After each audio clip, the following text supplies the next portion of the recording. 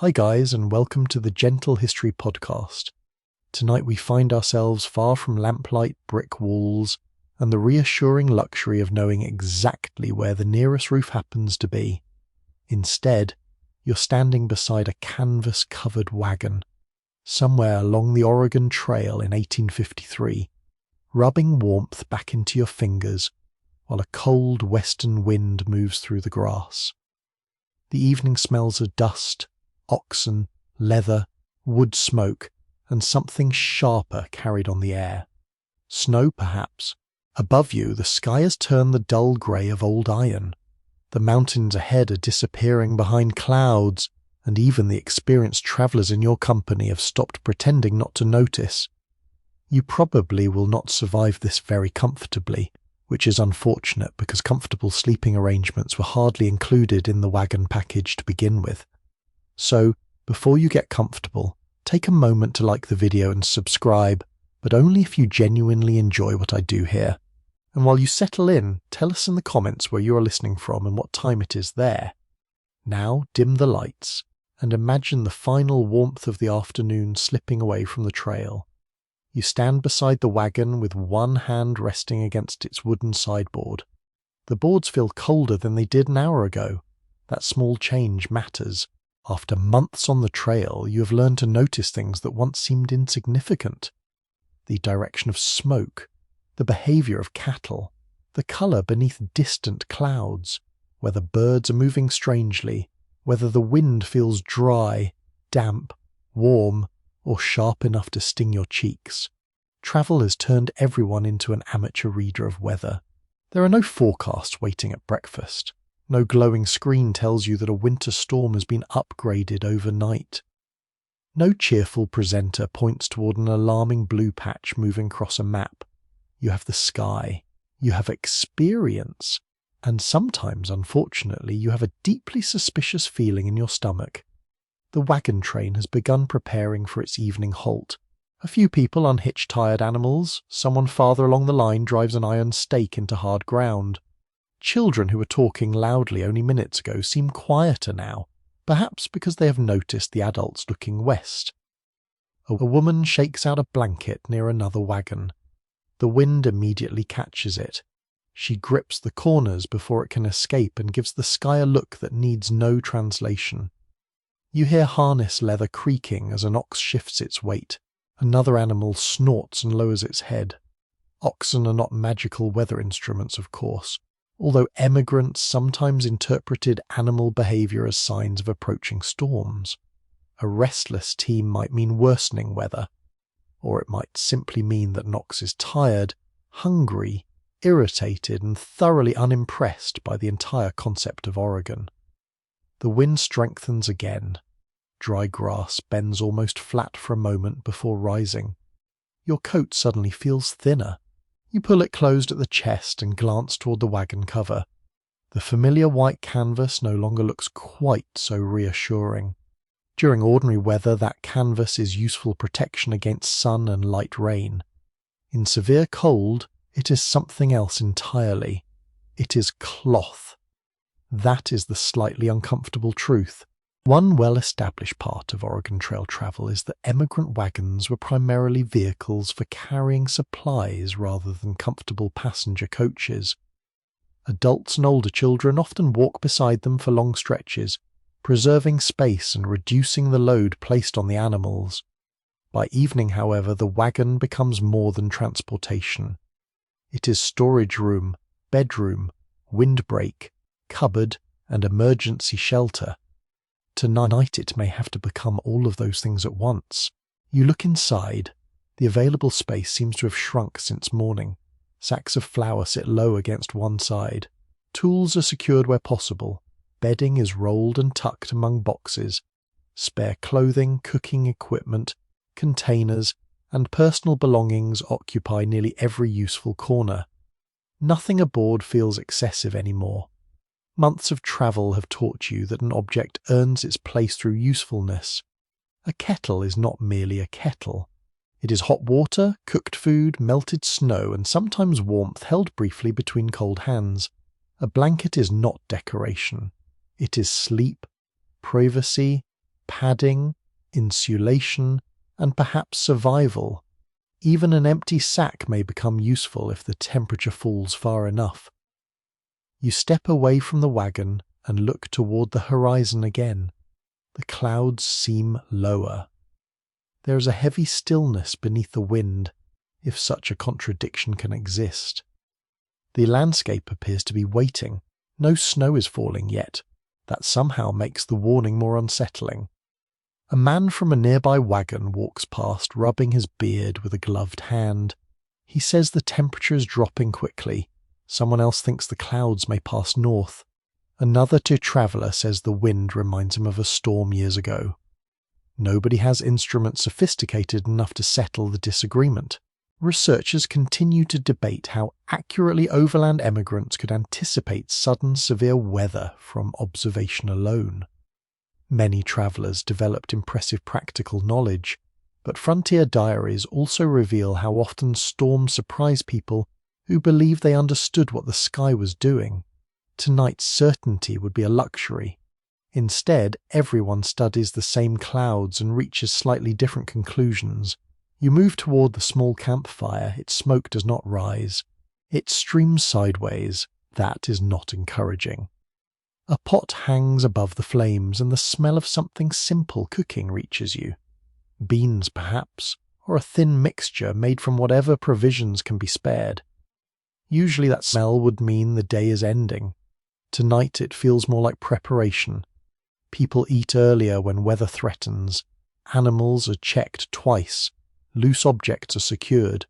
Anything that might blow away becomes suddenly important. You find yourself looking at details you ignored yesterday. Is the canvas tied firmly enough? Are the blankets accessible? How much fuel remains? Where is the lantern? Are the matches dry? How far away is the next reliable shelter? That final question hangs uncomfortably in your mind. There may be none nearby. A curious bit of trail folklore held that some emigrants watched how smoke flattened or curled around camp to judge coming weather. It was hardly precise meteorology, but on a landscape without telegraphs or forecasts, even imperfect signs could feel worth studying. Tonight the smoke races eastward, almost parallel to the ground. Not exactly subtle. You crouch beside the fire and extend your hands. The heat touches your palms but barely reaches your face. Behind you someone tightens a rope. Canvas snaps once in the wind, then again. The sound is sharper now. You begin noticing that conversation around the wagons has changed. Voices are softer, quicker, more practical. No one is discussing scenery. No one is telling a long story. Questions replace stories. How much daylight remains? Should the team stay hitched? Would it be safer to move farther? Is there lower ground ahead? Does anyone remember seeing trees nearby? Firewood matters because much of the trail crosses country where timber can be scarce. Travellers often burn whatever practical fuel the landscape offers, including brush, dried vegetation, and dried animal dung. You glance toward the modest pile beside the fire. It suddenly looks very small. The sun is still somewhere behind the clouds, but its light has weakened enough that the entire plain has taken on a bluish-grey cast. Your breath becomes visible. You watch it vanish. Then you breathe again just to check. There it is. A pale cloud. The temperature is falling faster than anyone wants to say aloud. You walk toward the oxen.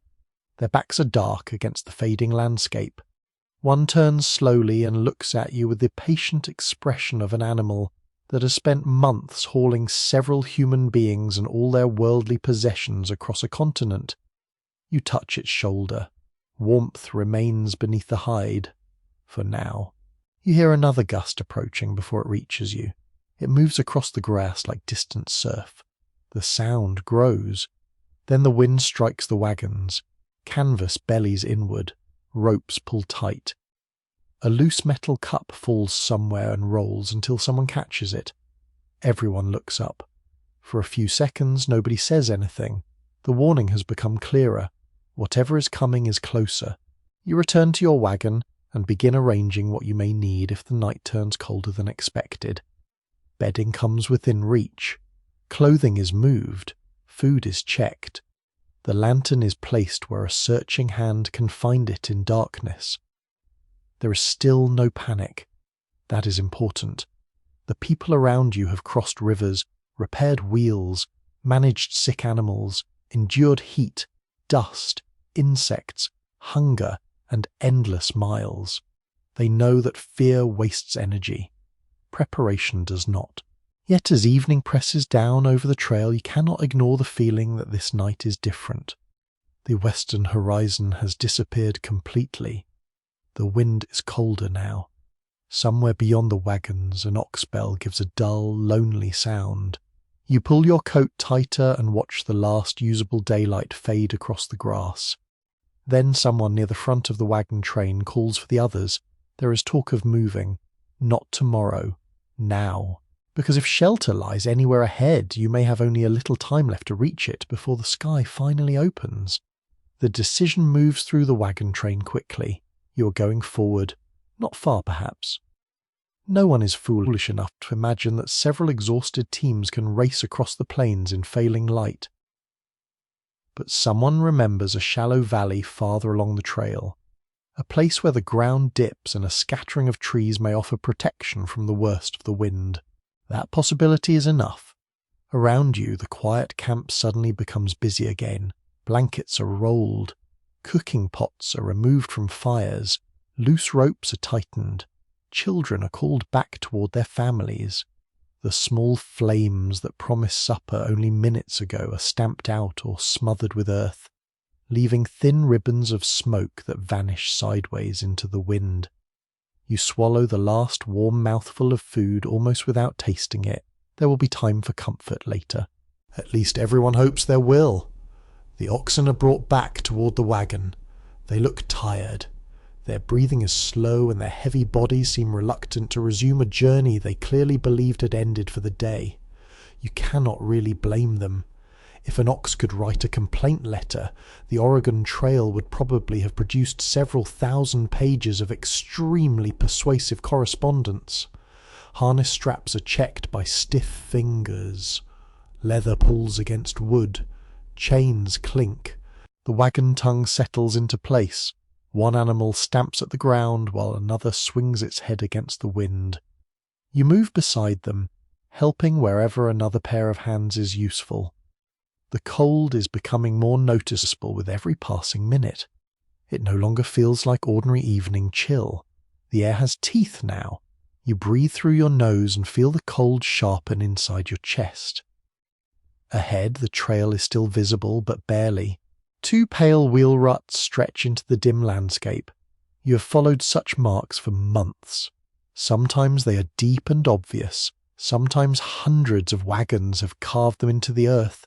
At other times they disappear among stones, grass, mud, or river crossings, forcing travellers to rely on landmarks, experience, and information shared by those who passed before. One widely documented reality of overland migration is that wagon trains did not usually travel as one perfectly organised column from dawn until dusk.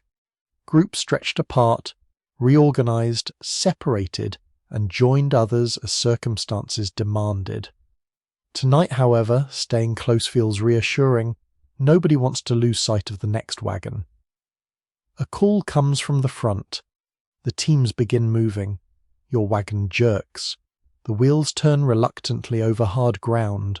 You walk beside it rather than climb inside. Every extra pound matters to tired animals, and walking has become so habitual that your feet almost understand the trail better than your mind does. The first few minutes are manageable. Cold wind presses against your left side. You lower your head and keep moving. Step, step, step. The sound of wheels becomes the rhythm of the evening. Wood groans, harnesses creak, hooves strike packed earth. Occasionally someone calls to an animal. Beyond those sounds, the landscape seems enormous and empty. The sky is darker than it should be.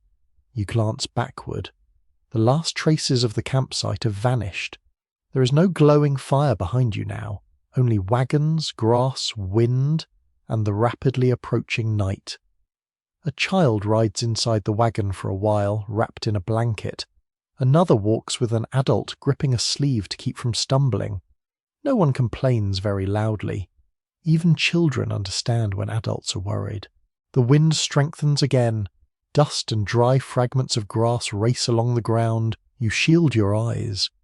For a moment the wagon ahead disappears behind a moving veil of debris, then you see it again. That brief loss of visibility is enough to make everyone uneasy. If snow begins, the same problem could become far worse. You look toward the western sky. There is still no clear boundary between cloud and land. Everything has merged into grey. People on the trail occasionally carried small weather beliefs with them from farms, towns, and older generations. Some watched the shape of clouds. Others trusted aching joints, unusual animal behaviour, or changes in wind direction. One peculiar bit of emigrant wisdom suggested that certain odours carried more strongly before bad weather, because damp air changed how smells travelled. Whether anyone tonight believes that explanation is difficult to know, but you certainly smell the oxen. So perhaps nature is sending a message with unnecessary enthusiasm. The trail begins to slope gently downward. Someone notices first and calls back. Lower ground. That gives you hope. If the remembered valley is real, perhaps you are close. But darkness is arriving faster. Your boots strike patches of ground that feel harder now. Moisture has begun freezing at the surface. You almost slip once and catch yourself against the wagon. The wood is icy beneath your palm. You keep moving. Nobody wants to stop. There is a dangerous temptation during worsening weather to believe that the next bend, the next rise, or the next stand of trees must offer something better. Sometimes it does. Sometimes you simply become colder farther from where you started. Historians continue to disagree about how often emigrants knowingly pushed into dangerous weather rather than being overtaken unexpectedly. Diaries describe both careful caution and astonishing persistence, and the boundary between necessity and poor judgment is not always easy to reconstruct generations later. Tonight, the choice feels less dramatic than future historians might make it sound. You move because stopping in the open wind feels worse, that is all. The oxen slow. You hear the driver encourage them. The animals lean into their yokes. The wagon wheels pass through a shallow depression and climb again. Your legs ache. The cold has reached your fingers despite your gloves. You curl them inward. Then something touches your face. You stop for half a second. A tiny cold point rests against your cheek and disappears. Snow. You look upward. Nothing. Then another flake falls, and another. They are small enough to seem harmless, almost delicate. One lands on your coat sleeve. You watch its shape survive briefly before melting into the fabric. Someone farther ahead says it is only a few flakes. Nobody answers. You continue walking. Within minutes, the flakes become easier to see. They pass through the dim light like pale dust. The ground remains uncovered, but the warning you felt at camp has finally become visible. The storm has arrived. The line of wagons tightens. People call more frequently now. Stay close. Watch the team. Keep the children inside. Do not fall behind. Your world becomes narrower. You stop looking toward distant mountains because there are no distant mountains anymore. You watch the wagon ahead, then the oxen, then your own feet. The wind blows snow into your eyes. You turn your face away. When you look forward again, the trail seems less certain. The familiar wheel marks have begun to blur. You wonder how much farther the valley can be.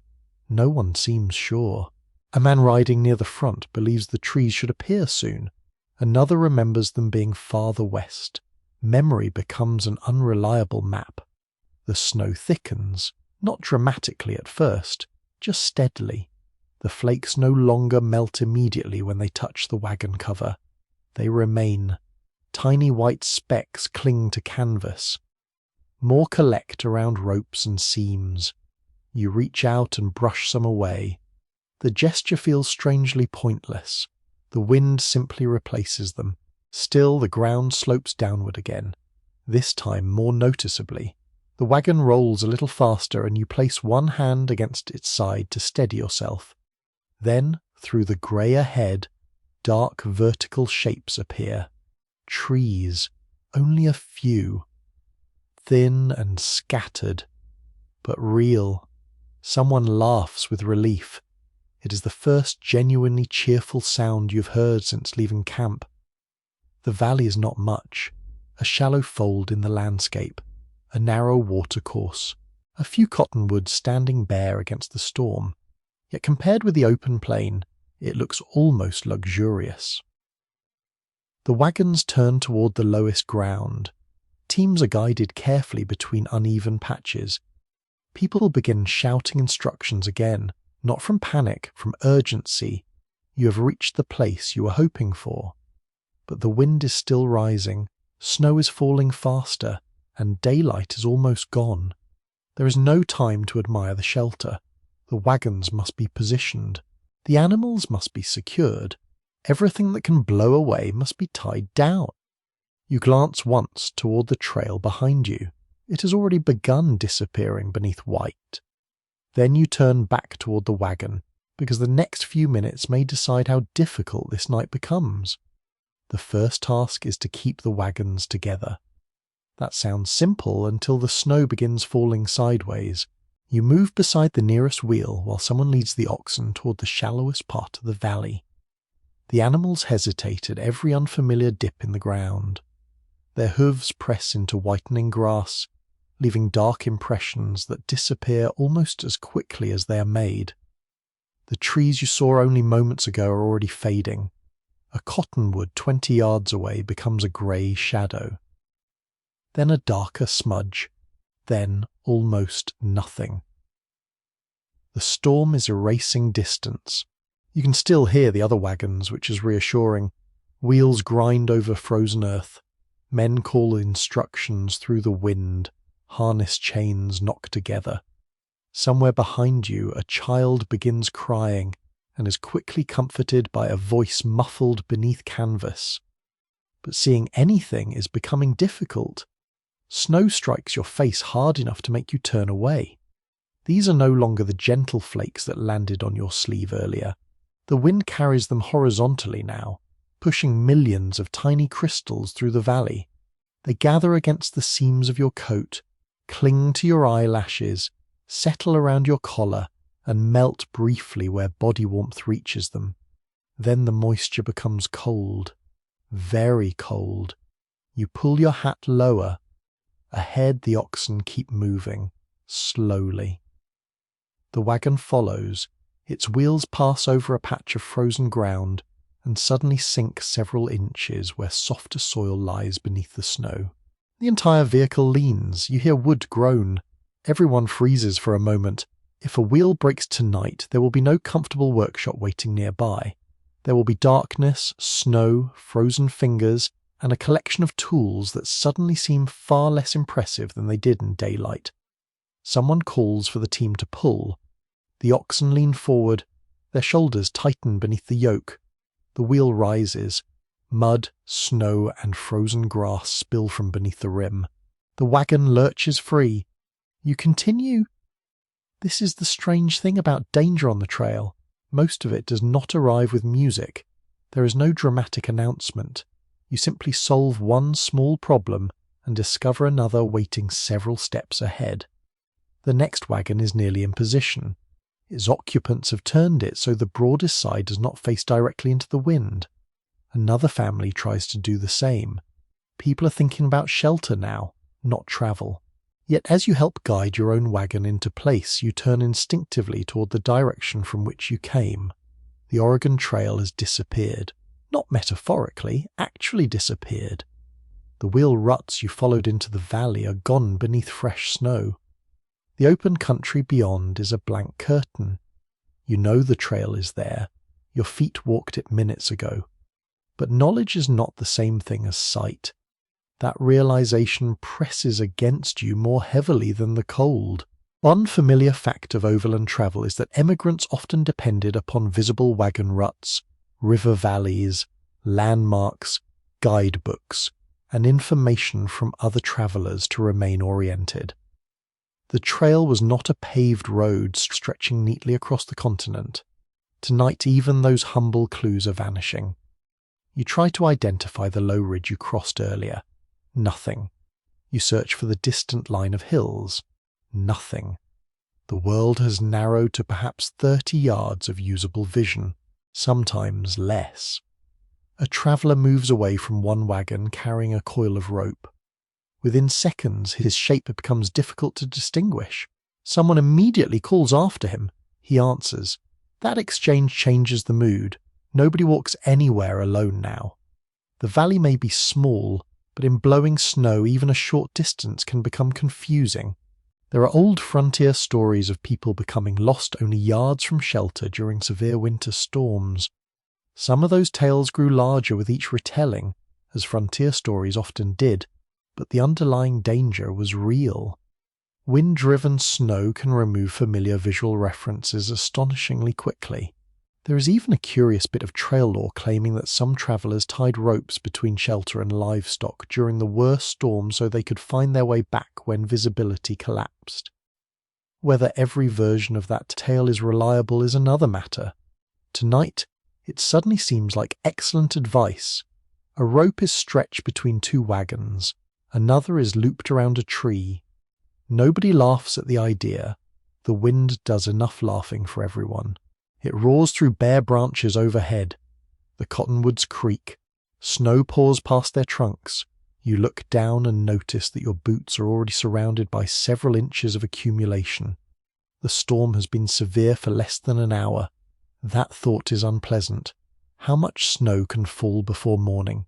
You do not know. Nobody does. A lantern is lit near one wagon. Its glow appears warm and golden for perhaps 3 seconds. Then blowing snow swallows most of it. Still, the little circle of light becomes a reference point. You keep looking toward it. A woman carries blankets from one wagon to another. Someone gathers children into the most protected vehicles. A man checks the wheels again. Another person pulls sacks and boxes away from the side where snow is beginning to push beneath the canvas. Every action is practical, small, necessary. The storm continues growing. Researchers have long disagreed over how often descriptions of extreme trail weather in later recollections were exaggerated by memory compared with accounts written during the journeys themselves. Some diary entries describe genuinely violent storms, while later family stories sometimes become even more dramatic after decades of retelling. Standing here, however, you understand why memory might enlarge such a night. Everything feels enormous while you're inside it. The noise, the darkness, the uncertainty, the cold. Even the simple fact that you cannot see where you were standing 5 minutes ago feels remarkable. You walk toward the front of the wagon and check the oxen. Snow gathers across their backs. They shake occasionally, sending powder into the air. Their breath rises in heavy clouds. One animal keeps turning its head away from the wind. You rub its neck briefly. There is little comfort you can offer. You are both trapped in the same weather. Another gust arrives. This one is stronger. You hear it coming through the trees before it hits. The wagon cover snaps violently. A rope pulls tight. Someone shouts. You grab the sideboard. For several seconds, the entire vehicle seems to tremble. Then the gust passes. Not completely. Nothing really passes now. There's only stronger wind followed by slightly less strong wind. You move toward the rear of the wagon. Snow has begun building against the wheels. At first it forms small ridges, then deeper drifts. You kick some away. More returns. The wheel that almost stuck earlier is becoming surrounded again. If the wagons need to move suddenly, they may not move at all. That possibility is discussed quietly. Should the teams remain attached? Should the animals be moved closer? Should anyone attempt to find better cover among the trees? Every option carries risk. The group chooses to remain where it is. The ground is lower here. The trees break at least some of the wind, and most importantly, everyone is still together. You begin to understand that togetherness is becoming the most valuable resource in the valley. A missing blanket can perhaps be replaced. A broken strap can be repaired. A cold meal can be endured. A person lost beyond sight is another matter entirely. Darkness finishes settling. You can no longer tell where the clouds end and the night begins. Snow reflects the lanterns faintly, creating a strange grey brightness near the wagons. Beyond that small area is nothing. No trail, no horizon, no mountains, no direction, just moving white. You stand for another moment beside the wheel listening. The great road west that seemed so definite this morning has vanished beneath your boots. Months of footprints, hoof marks, and wagon tracks have been covered in less than an hour. The trail is still there somewhere, but tonight the storm owns it, and with travel now impossible, there is only one place left to go, inside the wagon. You climb into the wagon with snow clinging to your coat, your boots, your hat, and almost every fold of clothing that offered the storm somewhere convenient to settle. For a moment, simply getting out of the wind feels wonderful. Then you realize that the wagon is not warm. It is merely less violent. Outside, the storm strikes the canvas with a constant rushing sound. Inside, the noise becomes deeper and strangely intimate. Every gust presses against the cover above your head. Ropes tighten. Wooden bows creak.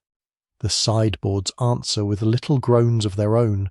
You pull the rear opening close behind you. Darkness immediately gathers around the cramped interior. Someone lifts a lantern. A weak yellow glow spreads across sacks, boxes, blankets, boots, cookware, and tired faces. This is your bedroom tonight. You look around and quietly reconsider the meaning of the word bedroom. There is no bed in the comfortable modern sense. No mattress waiting beneath clean sheets. No door to shut against the weather. No fireplace glowing across the room. There is a wagon bed, which is simply the wooden body of the vehicle, perhaps 10 or 12 feet long depending on its construction, and packed with supplies that have already crossed hundreds of miles with you. You shift sideways to make room for another person. Your knee presses against a flour sack, your shoulder touches a wooden chest. Someone behind you asks you to move your boot. You move it approximately 3 inches. That appears to be the maximum available luxury. The canvas overhead trembles again. Powdered snow slips through a small opening near one seam and scatters across a blanket. You stare at it. So much for being indoors. A basic reality of 19th century overland migration is easy to forget when covered wagons appear in paintings and films.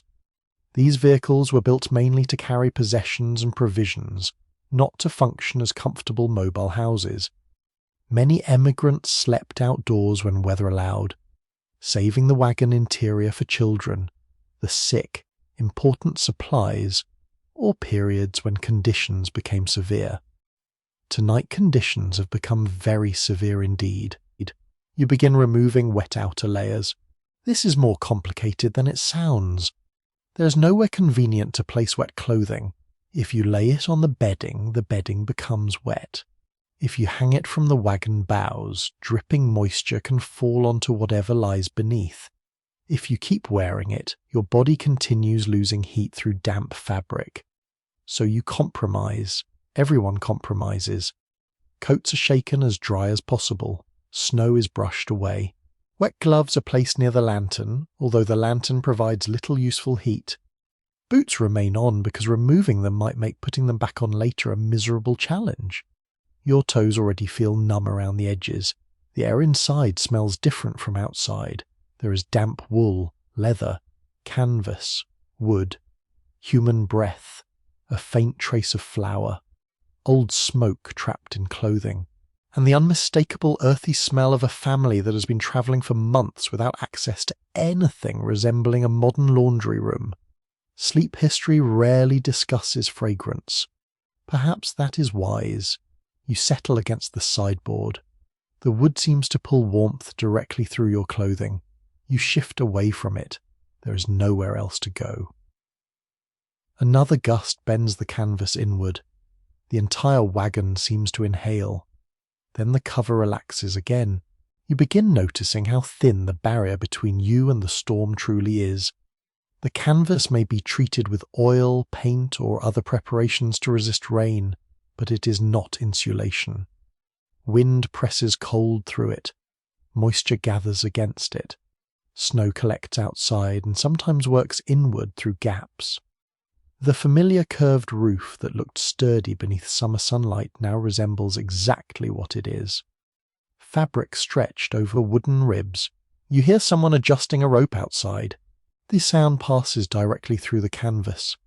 It feels as though the person is standing beside your ear. The children are arranged toward the most protected part of the wagon. Blankets are unrolled. A feather bed, if the family has managed to preserve one through the journey, becomes remarkably valuable.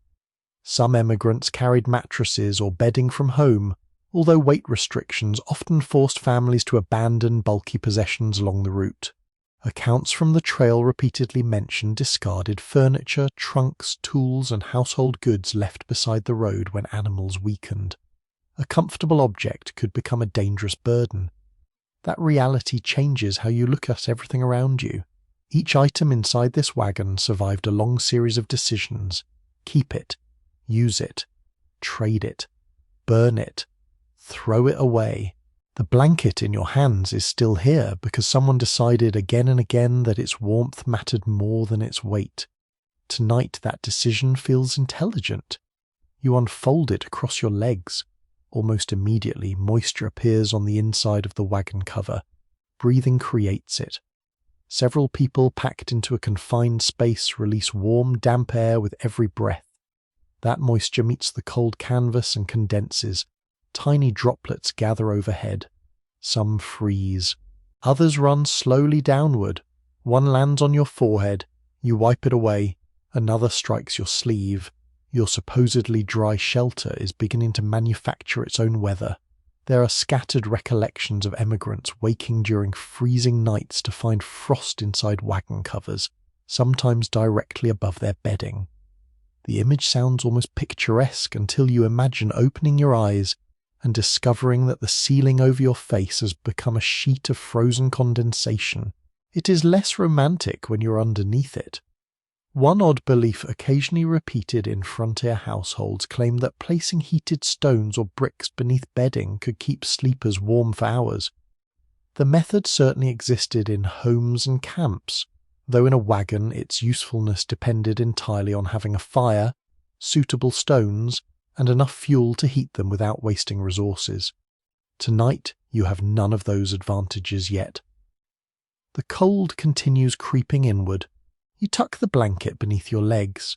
Someone adjusts a box so another person can sit. A cooking pot shifts with a metallic scrape. The lantern flame flickers. Every movement must be negotiated. If one person turns, someone else moves. If someone reaches for food, 3 objects may need relocating first. If a child wants water, the container has somehow ended up beneath 2 blankets and behind a sack of cornmeal. This is not simply cramped. It is a puzzle made from human beings and luggage. Researchers examining emigrant diaries still disagree about how often entire families actually slept inside wagons during severe weather compared with using tents, improvised shelters, or nearby buildings when any were available. Practices differed enormously according to family size, wagon type, route conditions, and what shelter the landscape offered. Tonight there is no nearby cabin, no fort, no barn, no welcoming farmhouse with a spare room and an apologetic explanation about the mattress. There is only the wagon, so the wagon must become enough. You test the rear opening again. Cold air enters around its edges. Someone stuffs a folded cloth into one gap. Another blanket is positioned against the side where the wind strikes hardest. You hear snow scratching against the canvas like handfuls of dry sand. The sound never completely stops. Every few minutes a heavier gust shakes the wagon and causes everyone to glance upward. No one says what they're thinking. Could the cover tear? Could a rope snap? Could the wagon shift? Could enough snow accumulate against one side to cause trouble? These are not pleasant bedtime questions, but there is something calming in the fact that everyone is working. Hands remain busy. Blankets are spread. Supplies are reorganized. Wet clothing is separated from dry bedding. The lantern is protected. Children are tucked between warmer bodies. You begin turning a vehicle into a shelter, one small adjustment at a time. Outside, the storm continues with complete indifference. Inside, the wagon becomes a little more organized. Not comfortable, not warm, but survivable. Perhaps. You pull another blanket toward you and press your palm against the canvas near your shoulder. Cold radiates through immediately. Then a thin current of air slips across your wrist. You move your hand slowly along the seam until you find the source, a gap, small, sharp, persistent, and once you notice it, you begin feeling others.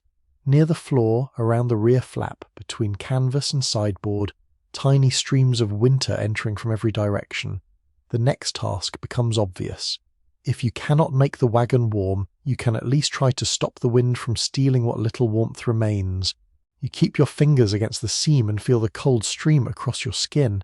It is astonishing that something so small can feel so aggressive.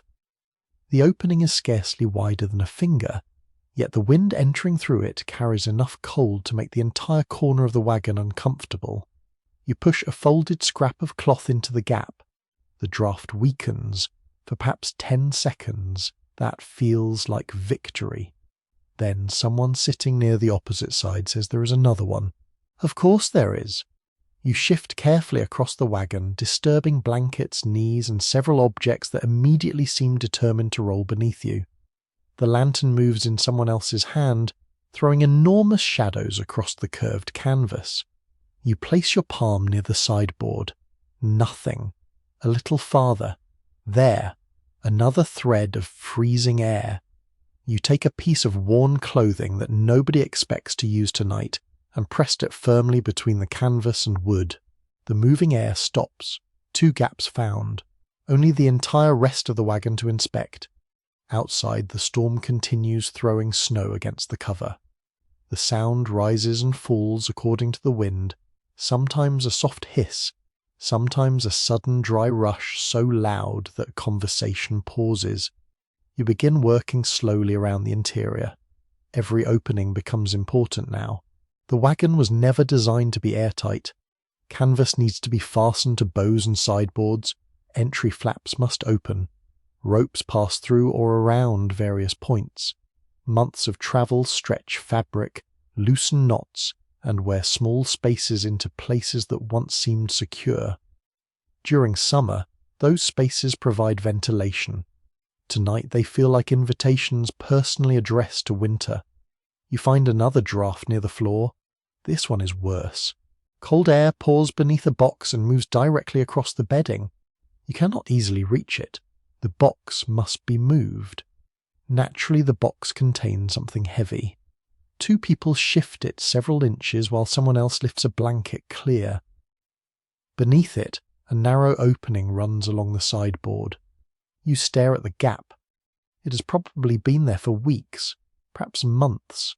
You simply never cared before. Weather has a remarkable ability to introduce you to your own possessions. You tear a strip from an already damaged sack and push the fabric into the opening with the handle of a spoon. Not elegant, effective enough. One practical truth about 19th century travel is that emigrants constantly reused materials.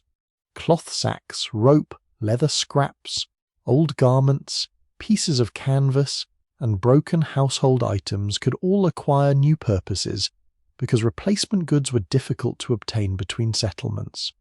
Nothing useful was casually wasted. Tonight an old flour sack becomes insulation, a shirt becomes a draft stopper, a blanket becomes a wall. If your future self ever complains that the guest room needs better curtains, you may wish to remember this evening. Another gust strikes. The canvas bows inward. Everyone instinctively looks upward. The lantern flame trembles. A child wakes beneath the bedding and asks whether the wagon is moving. No. That is almost the frightening part. You are completely still, yet everything around you sounds as though you are travelling through a storm at full speed. Someone reassures the child and pulls another blanket closer. You return to the seams. Near the rear opening, wind enters from several directions at once. Closing the flap tightly helps, but the edges cannot be sealed completely. You roll spare clothing and wedge it along the bottom. A coat fills one side. A folded blanket blocks another. You leave enough space for someone to get out quickly if necessary. That matters. Making the wagon completely sealed would create another problem. Several people breathing inside a confined shelter need fresh air, especially if any flame is burning. The lantern itself consumes oxygen and produces fumes. Nobody here uses the language of modern ventilation science, but people understand that smoke and stale air are dangerous, so you are trying to achieve something absurdly delicate. Stop the freezing wind, do not stop all air. Keep warmth inside, do not trap dangerous fumes, stay dry. Do not smother yourselves beneath every blanket you own. Simple. A strange custom mentioned in some accounts of cold weather travel involved hanging spare quilts or blankets along interior walls to create a second barrier against drafts. Families use similar ideas in poorly insulated houses, hanging textiles near doors or windows during winter. It sounds almost decorative when described calmly. In practice, it means sacrificing one of your precious blankets, so the wool feels slightly less like ice. You hold a quilt against the windward side of the wagon. Immediately, the difference is noticeable, not dramatic. There is no sudden wave of warmth, but the sharpness disappears. The fabric no longer seems to radiate cold directly toward your shoulder. Someone secures the quilt using rope already tied around one of the bows. Another person tucks the lower edge behind supplies. The interior becomes darker and even smaller. You approve completely. Space is becoming less important than warmth. Your world tonight might shrink to 6 feet if those 6 feet are survivable. You crawl toward the front. There is another opening where canvas meets the wagon body. Snow has entered here. A thin white line lies along the wood. You brush it away. The wood underneath is wet. You dry it with a cloth before plugging the gap. Moisture is becoming a quiet enemy. Wet fabric loses much of its insulating value. Wet socks become miserable. Wet bedding becomes dangerous. So every handful of snow that enters must be removed before body heat melts it. You begin treating snow inside the wagon almost as seriously as sparks near dry grass. Someone shakes a blanket near the entrance. A dusting of white falls onto the floor. Immediately another person brushes it out. Nobody wants tomorrow morning's bedding to become tonight's puddle. There is disagreement among specialists who study overland diaries about how systematically emigrant families prepared their wagons for sudden winter conditions. Some clearly anticipated cold weather and carried extra bedding or canvas, while others seem to have been caught with equipment better suited to warmer travel. The difference often came down to timing. Most families did not expect to spend the harshest winter months still moving west. The great hope was to cross difficult country before severe weather arrived. But schedules fail, animals slow, people become ill, rivers rise, wheels break, routes take longer than promised, and weather does not consult your itinerary. You feel another draft. This one comes from above. You raise your hand. Cold air slides across your fingertips near a seam in the canvas roof. There is no comfortable way to reach it. You kneel on a box while someone steadies you. The wagon rocks slightly under your weight. Not much. Enough. You stretch upward and push a folded scrap against the seam. The wind immediately moves it. You try again. It falls. The third attempt involves a short length of cord. Someone ties the cloth in place. The draft weakens. You climb down. Your knees ache. Your fingers are stiff. And there are still more gaps. Nobody complains. The work has acquired a rhythm. Feel, find, stuff, tie, check again. The process is almost soothing. Every solved draft gives you something measurable. The storm outside is beyond your control. The entire weather system can do whatever it pleases. But this opening near your boot can be blocked. That matters. You discover another leak behind a sack of grain, then one near the rear corner, then a narrow line of cold around the flap. Each is treated with whatever material seems least essential for something else. You begin running short of useless cloth because on the Oregon Trail, almost nothing is truly useless. An old stocking becomes valuable. A torn undershirt becomes valuable. Even scraps saved for future repairs suddenly have a new purpose. The interior changes as you work. Blankets hang along the sides. Clothing fills corners. Sacks are rearranged into crude barriers. Bedding is shifted away from the coldest boards. The wagon begins to feel less like cargo space and more like a nest built by extremely tired mammals with questionable architectural training. You sit down at last. For several seconds you simply listen. The wind still roars, snow still scratches against the canvas, the wagon still creaks. But the moving air inside has changed. The drafts are weaker. Your face no longer feels the constant knife edge of cold blowing across it. Everyone notices. Nobody celebrates loudly. You are too tired for that. Still, there is a shared sense that the little shelter has improved. Then the lantern is lowered. Its light reveals your remaining pile of dry fuel near the entrance. It is smaller than you remembered. Far smaller. The blankets can keep some wind away. The clothing can seal the cracks. But none of it creates heat. And as the temperature continues falling, the question of fire becomes harder to ignore. Somewhere outside, beneath blowing snow and deepening darkness, you need fuel. The little pile near the entrance contains everything the wagon can spare for heat. You study it as though staring long enough might somehow make it larger. A few pieces of wood, some dry grass bundled earlier in the day, a handful of small scraps saved from packing material. Nothing impressive. Nothing that promises a cheerful fire lasting through the night. Outside, the wind continues battering the wagon, and every gust seems to underline the same uncomfortable truth. Warmth has become a resource. You cannot simply decide to have more of it. Someone lifts the rear flap just enough to look outside. Snow immediately blows inward. The flap closes again. That answers one question. The storm has not improved. You pull your coat tight and prepare to go out. The idea feels unpleasant before you even move.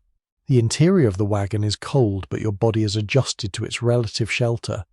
Stepping into the open wind feels like leaving a chilly room and walking directly into a river made of ice. Still, fire needs fuel.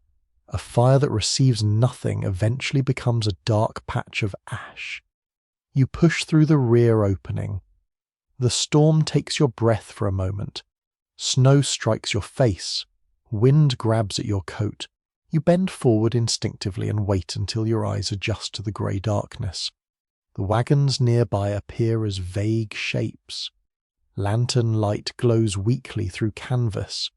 Ropes stretch between vehicles partially covered in snow. You grip one. Nobody is wandering freely now. 2 other travellers are preparing to search as well. You stay together. This is not a heroic expedition into untouched wilderness. You're looking for anything dry enough to burn within a distance that can be crossed safely. That distinction matters. The nearby cottonwoods offer some hope. Dead branches may have fallen beneath them. Perhaps brush has collected along the shallow watercourse. Perhaps someone noticed driftwood earlier. The problem is that everything now lies beneath fresh snow. You walk toward the nearest tree. Your boots sink deeper than they did an hour ago.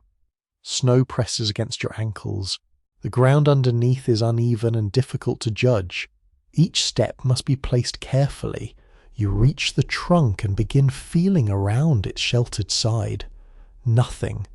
You kick through the snow. Frozen grass appears. A few twigs.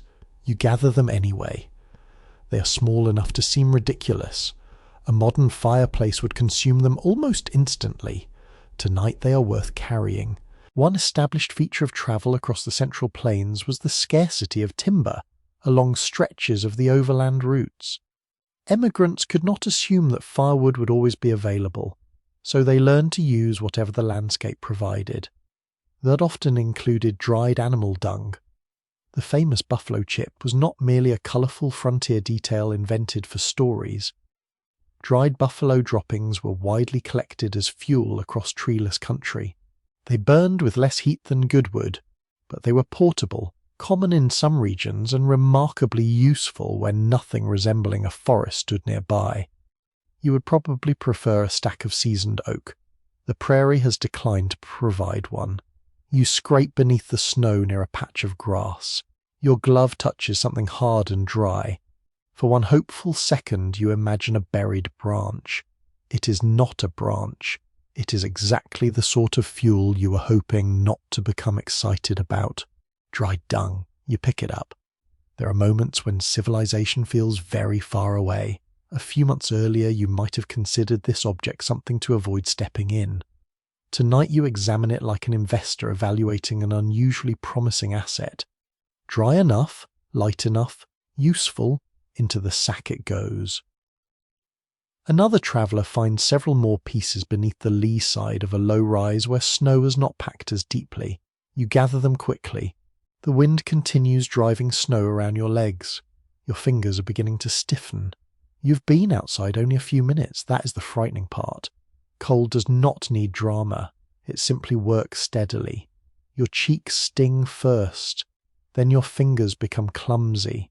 Buttons become harder to manage. Knots become difficult.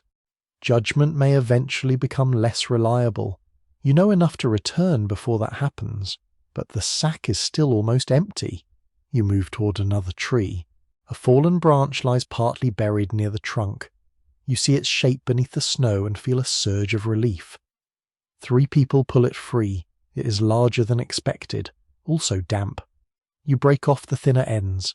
The interior wood may still burn if split. The thicker section is too awkward to carry quickly, so you drag it back toward the wagons. Every few yards you stop to catch your breath.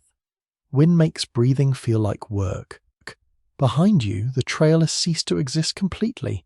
There is only white ground fading into moving white air. One unusual practice sometimes recorded in Western travel involved saving grease-soaked paper, bits of cloth, or even oily waste as fire starters.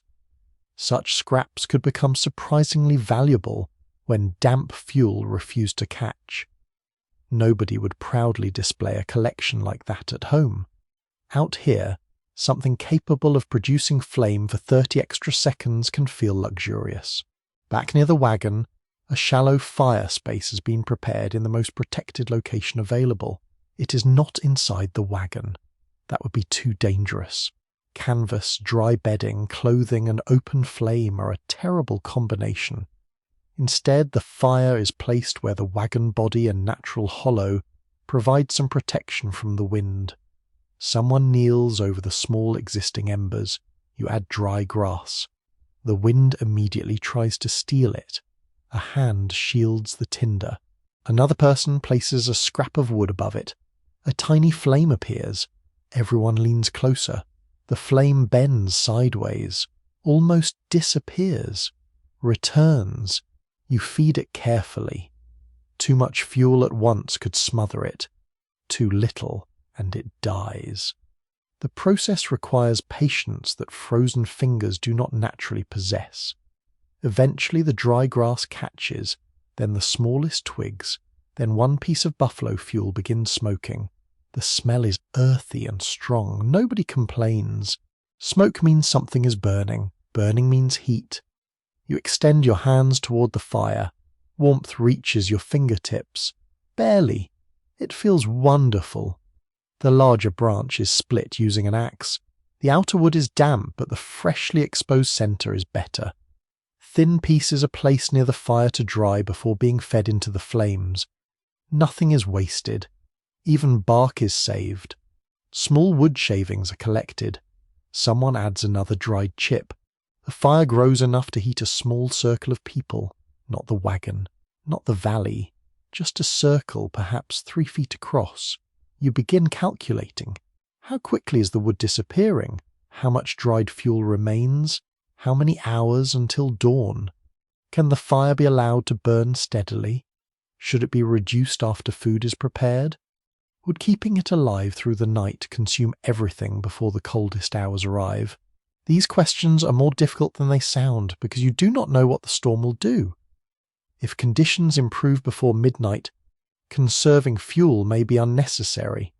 If the temperature drops further and the storm lasts until morning, every stick becomes precious. Those who study emigrant accounts still disagree about how frequently families deliberately rationed fuel through severe storms versus simply burning what they could obtain whenever exposure became dangerous. Conditions varied so widely that no single trail routine fits every camp. Tonight you choose caution. The fire will be used, but carefully. You watch one piece of wood collapse into glowing coals. A little orange light spreads across the snow.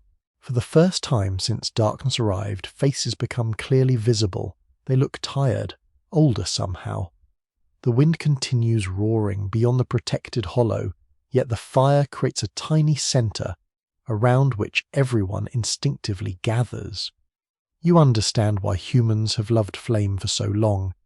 It is not merely heat, it is something to watch, something alive in the darkness, something that says the night has not completely won.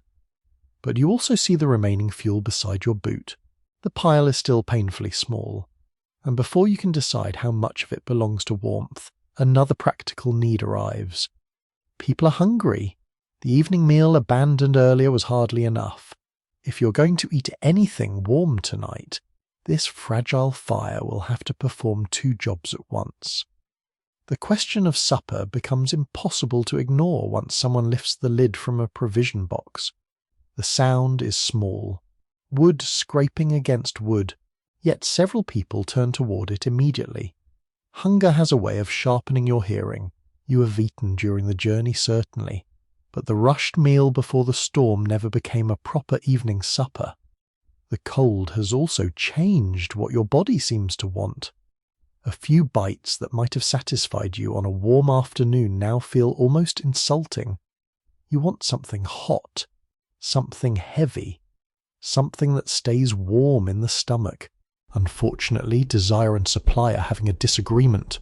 The box contains flour, a little cornmeal, dried beans, perhaps some salt, coffee, and a modest amount of preserved meat. There are other provisions farther inside the wagon, but nobody wants to unpack half the cargo in a storm merely to improve tonight's menu. The first concern is not variety. It is fuel. Every minute the cooking fire burns is another minute of wood and dried prairie fuel disappearing. You crouch beside the small flames and hold your hands toward them.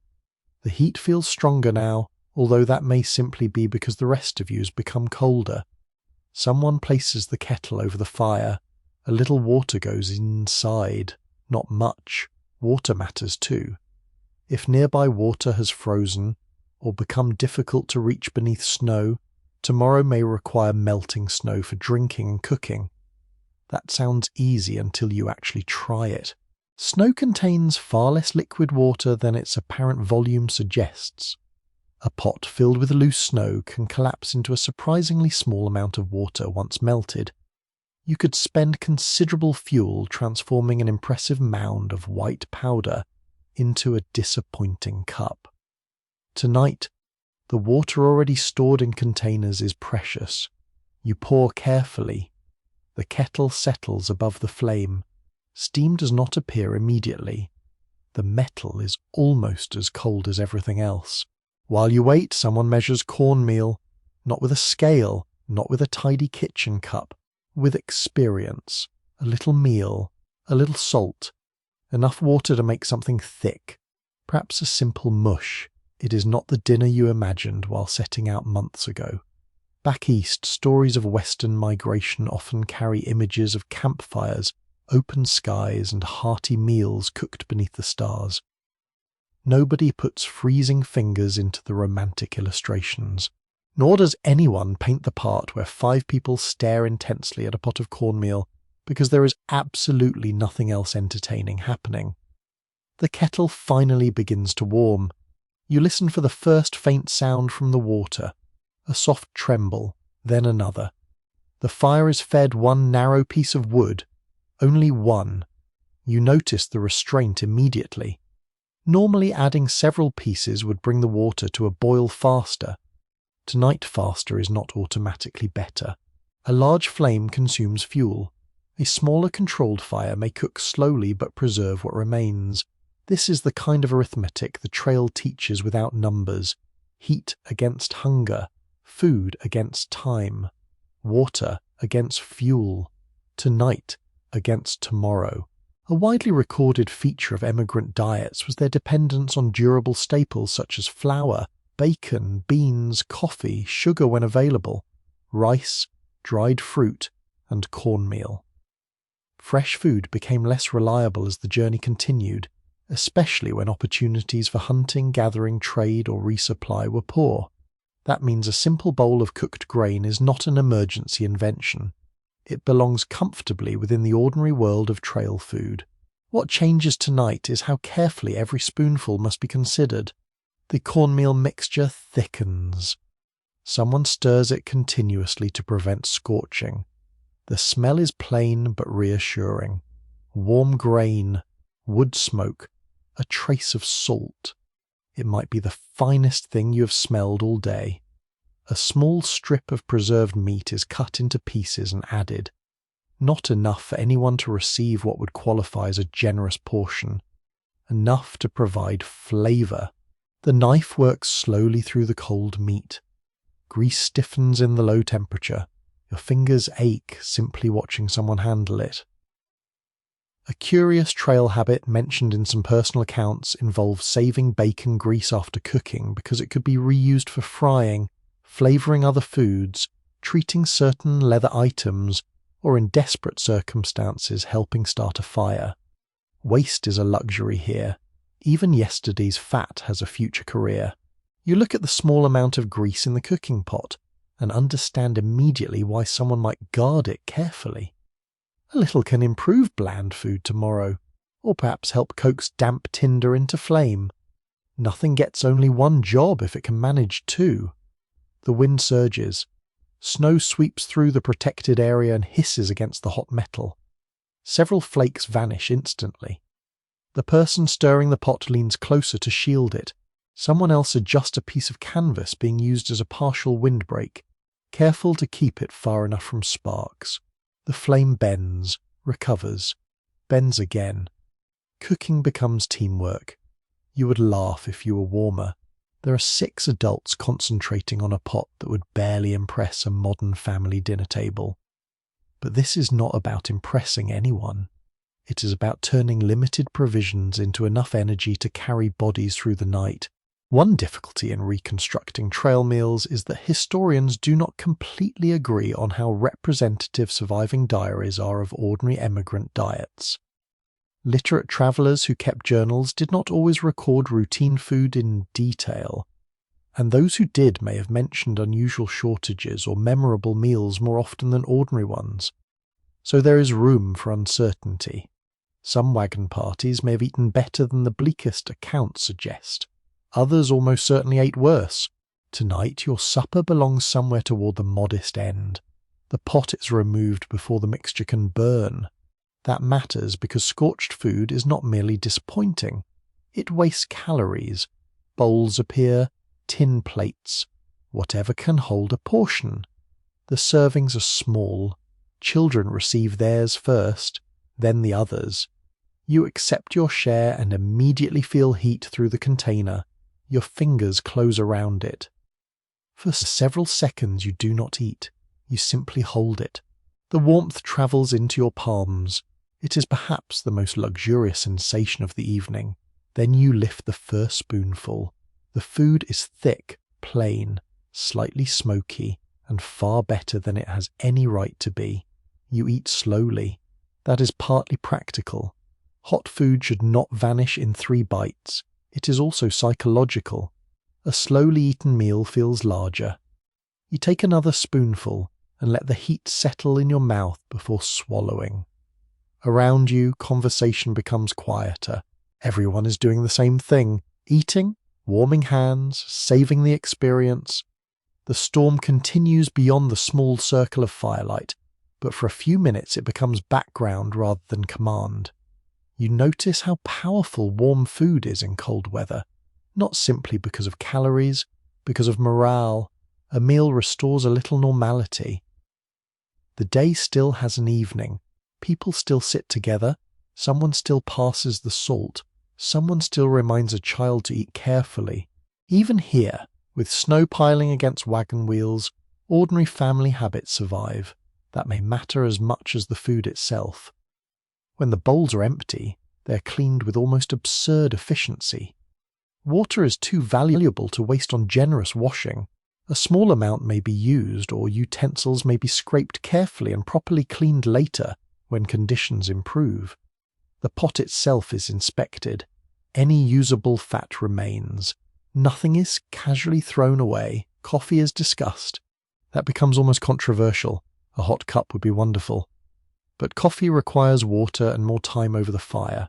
The adults consider it. One person argues that warmth and alertness are worth the fuel. Another points toward the remaining wood. The wood wins. No coffee. You feel personally betrayed by the decision even though you know it is sensible. The fire is allowed to shrink. One piece of burning wood is shifted inward so it consumes more slowly. The glowing coals are gathered together.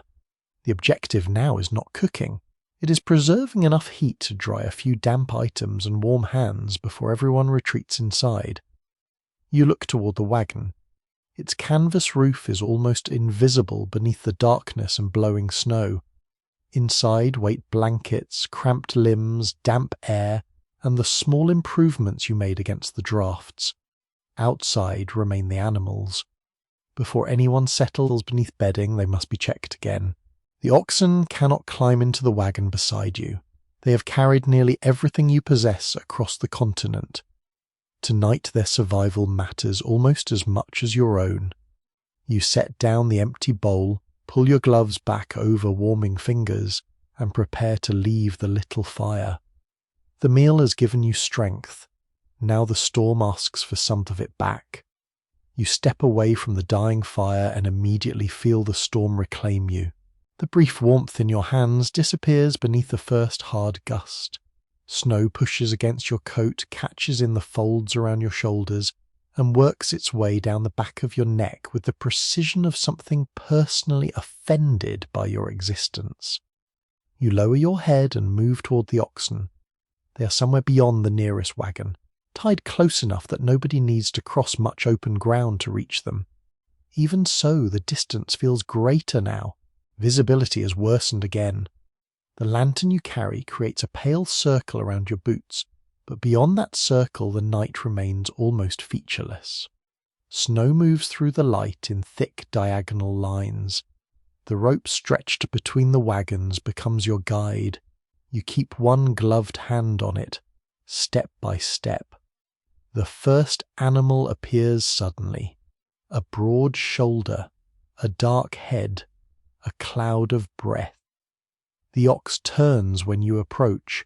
Snow has collected across its back and along the top of its neck. Some of it has melted near the warmer parts of the body, darkening the hair beneath. More gathers immediately. You brush it away with your sleeve. The gesture is temporary. Still, you do it. The animal shifts its weight. Its hooves make a soft grinding sound against the frozen surface.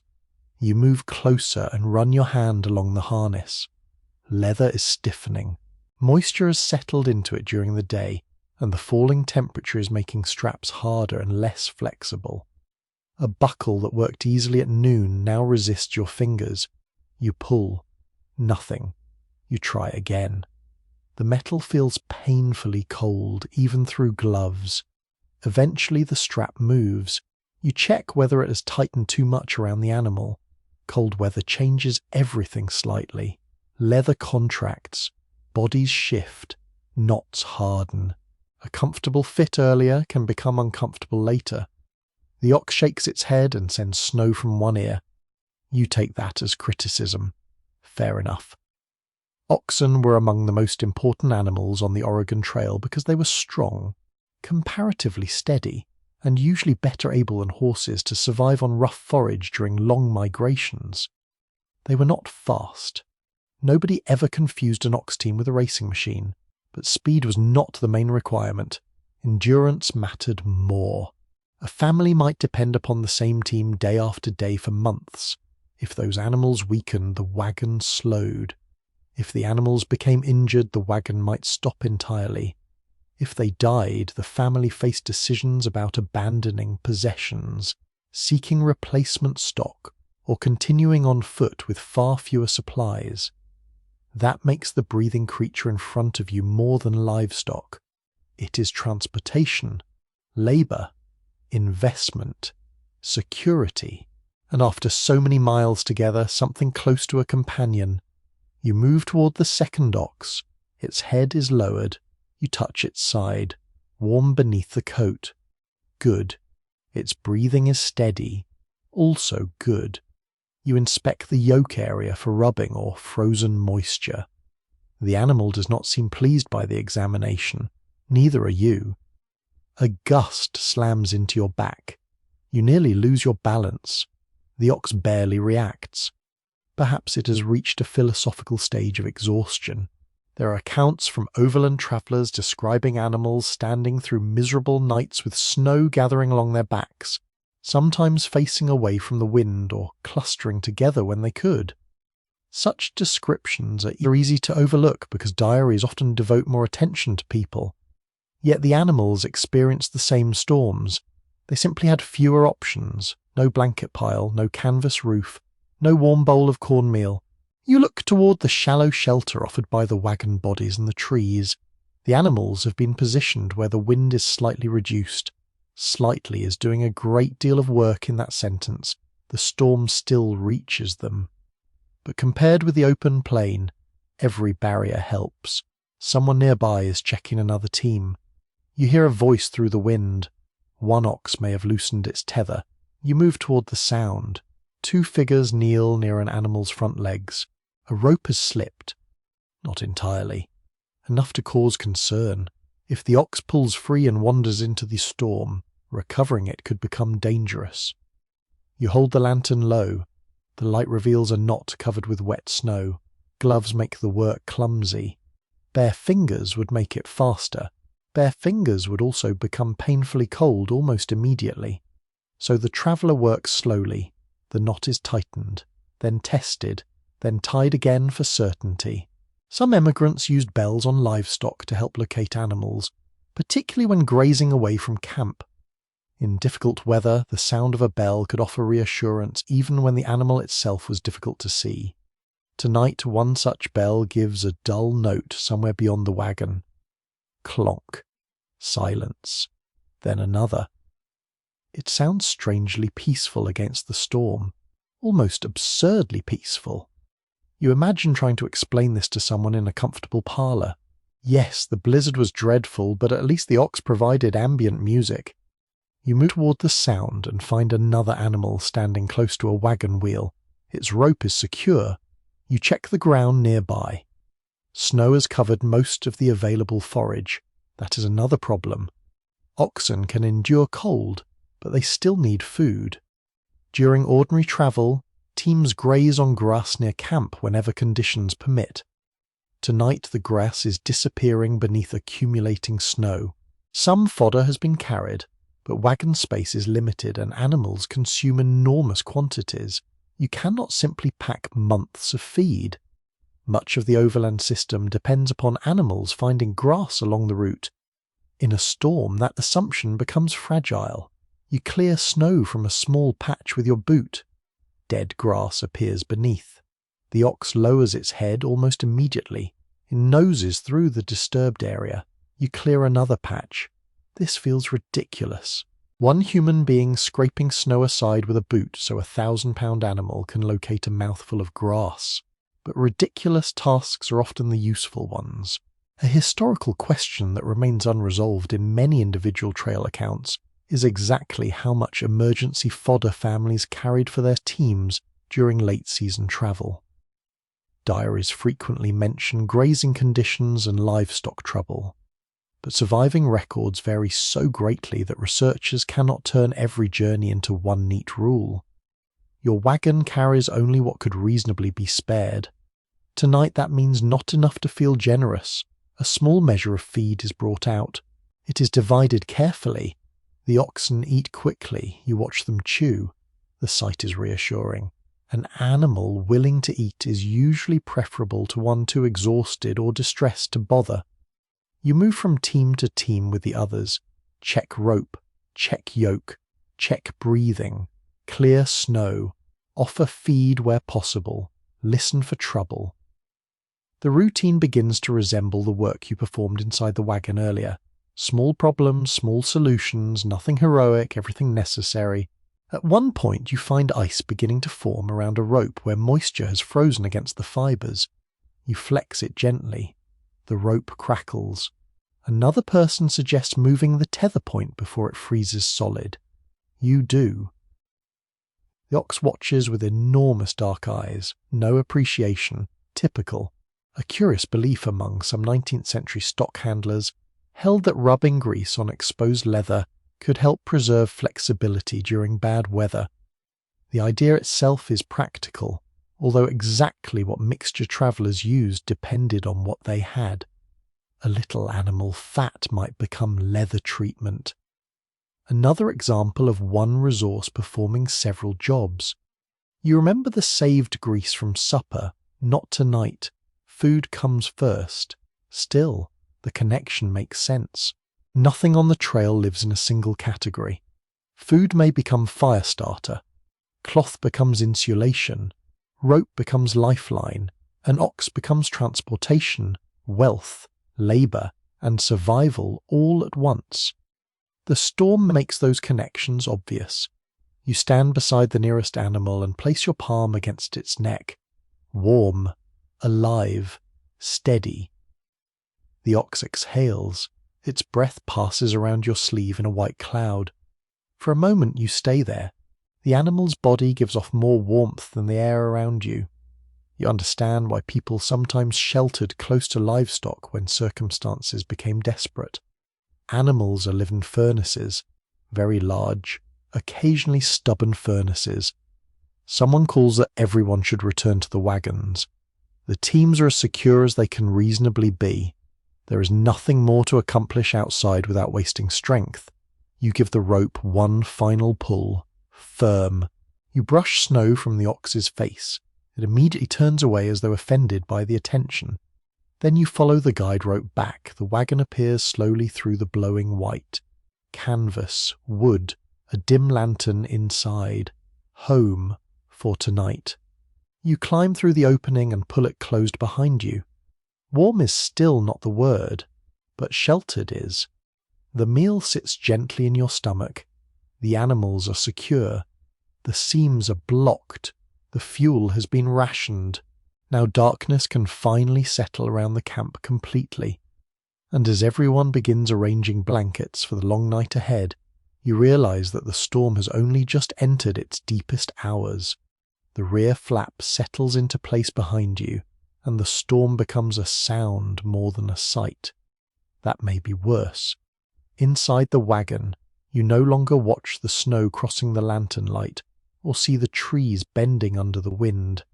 Instead, your imagination receives every noise without explanation.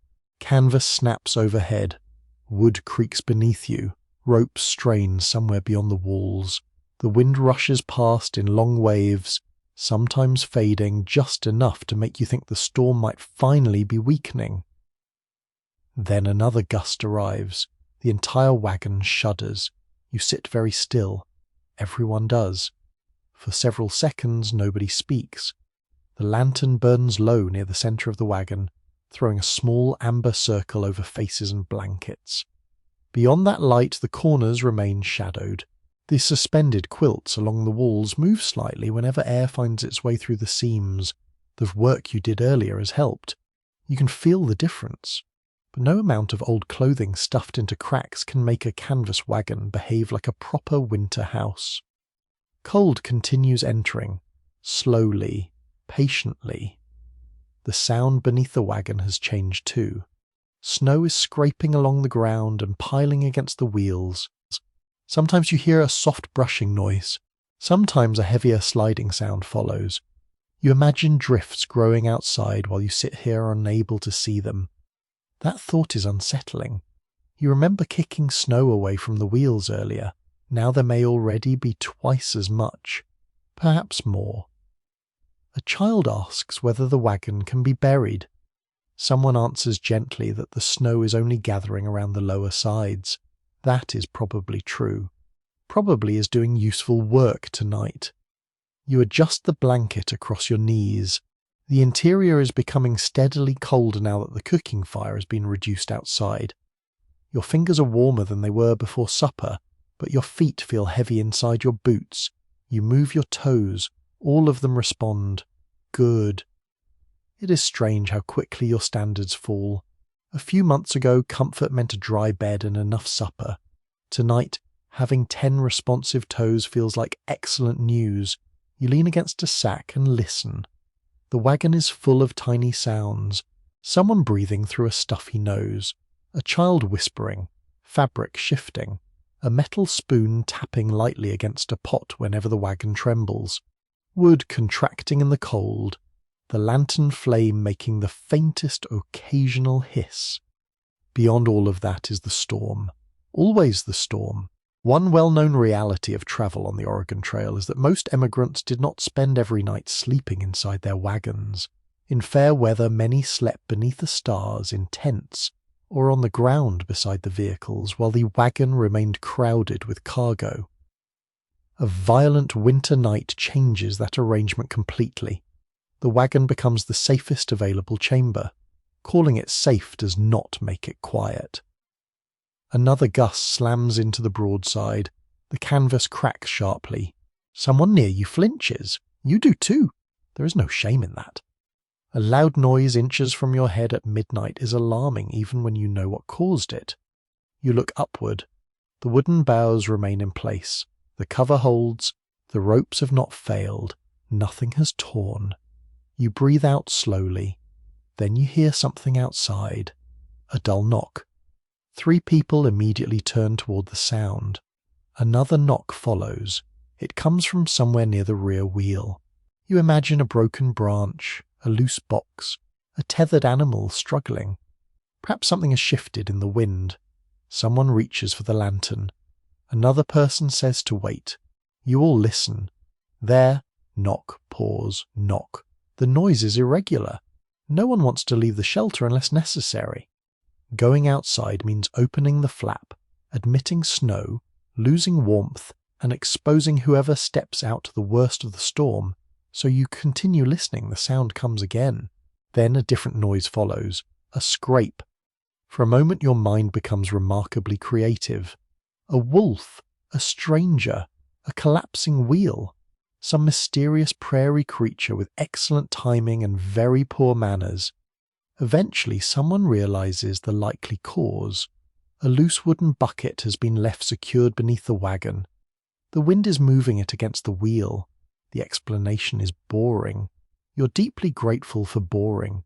Frontier nights encouraged all kinds of strange interpretations of unfamiliar sounds. Travelers sometimes wrote about wolves calling beyond camp, livestock moving unseen in darkness, or branches scraping canvas in ways that sounded far more threatening before daylight revealed the cause. One odd superstition carried by some settlers held that the direction of a wolf's howl could predict weather changes. The idea is not particularly useful tonight. The weather has already made its opinion very clear. Still, you listen when a distant sound rises beyond the wind. It might be an animal. It might simply be air moving through the cottonwoods. There is no way to tell. The sound fades. The storm resumes its endless rhythm. You try to lie down. This requires negotiation. One person shifts toward the front. Another moves a sack. Someone folds a coat beneath a child's head. Blankets are spread across several bodies rather than assigned neatly to individuals. You lower yourself carefully. Your shoulder touches the wooden sideboard despite the quilt hanging beside it. Cold presses through immediately. You roll slightly toward the center. Now your knee touches someone else's leg. There is nowhere else for either of you to go. You settle. For perhaps 30 seconds, everything seems manageable. Then the wagon shakes again. Your eyes open. You had not realized they were closing. Sleep will not come easily. Your body is tired enough. Every muscle wants rest, but your ears remain alert. Each unfamiliar sound demands attention. Was that rope before? Did the canvas always make that noise? Was the ox bell closer? Did something move beneath the wagon? You understand why exhaustion does not always produce sleep. The mind prefers certainty. Tonight offers almost none. Researchers who study emigrant journals continue to question how accurately written descriptions capture the psychological strain of nights like this. Diaries often record weather, distance, deaths, illness, and practical problems, but fear itself may appear only indirectly. A writer might simply note that nobody slept. Those 3 words can conceal hours of listening. You lie beneath a blanket and understand what they mean. Nobody slept. Not because everyone spent the night screaming or panicking, quite the opposite. The wagon is quiet. People conserve energy. They speak only occasionally. Yet each person remains partly awake, listening for evidence that something has changed. A rope snapping, an animal calling, canvas tearing, a wheel shifting beneath a drift. Any of those sounds could require immediate action. Outside, snow continues accumulating. You can hear it brushing against the lower boards now. The sound is softer than the wind, almost soothing. Scratch, whisper, slide. Then silence for a moment. Then more. You imagine the wagon slowly being surrounded by smooth white banks. The image is strangely beautiful. It would be easier to appreciate from a heated room. The lantern is turned lower to conserve oil. The interior dims. Faces become outlines. The hanging blankets disappear into shadow. Your own breath rises faintly when the light catches it. Someone checks the rear flap. Secure. Someone asks about the animals. Secure when last checked. The fire? Almost gone. No one suggests rebuilding it yet. Fuel must last. You close your eyes again. The darkness behind your eyelids feels almost identical to the darkness inside the wagon. You listen to your breathing. In, out, wind, canvas, wood. Breathing. Again. Slowly. The sounds begin forming a pattern. Perhaps that is how sleep will eventually arrive. Not because the storm becomes quiet, because your mind grows accustomed to its noise. Then a violent gust strikes with such force that the wagon jerks beneath you. Every eye opens. The canvas snaps overhead. A rope outside gives a long, strained groan. For one breathless moment, everyone waits to hear whether it holds. It does. The wagon settles. Nobody speaks. You pull the blanket closer beneath your chin. Outside, the darkest part of the night continues gathering round the stranded wagons, and inside you begin preparing for the uncomfortable art of sharing whatever warmth your bodies can still create. The violent gust passes, but the cold it leaves behind seems to remain inside the wagon. You lie still for a moment beneath the blanket, listening to everyone breathe. The interior is dark now except for the faint lantern glow near the front. It is barely enough to outline shoulders, boots, bedding, and the curved ribs of the wagon above you. No one needs to say what comes next. You have already blocked the worst drafts. You have eaten. The animals are secure. The fire outside has been reduced to save fuel.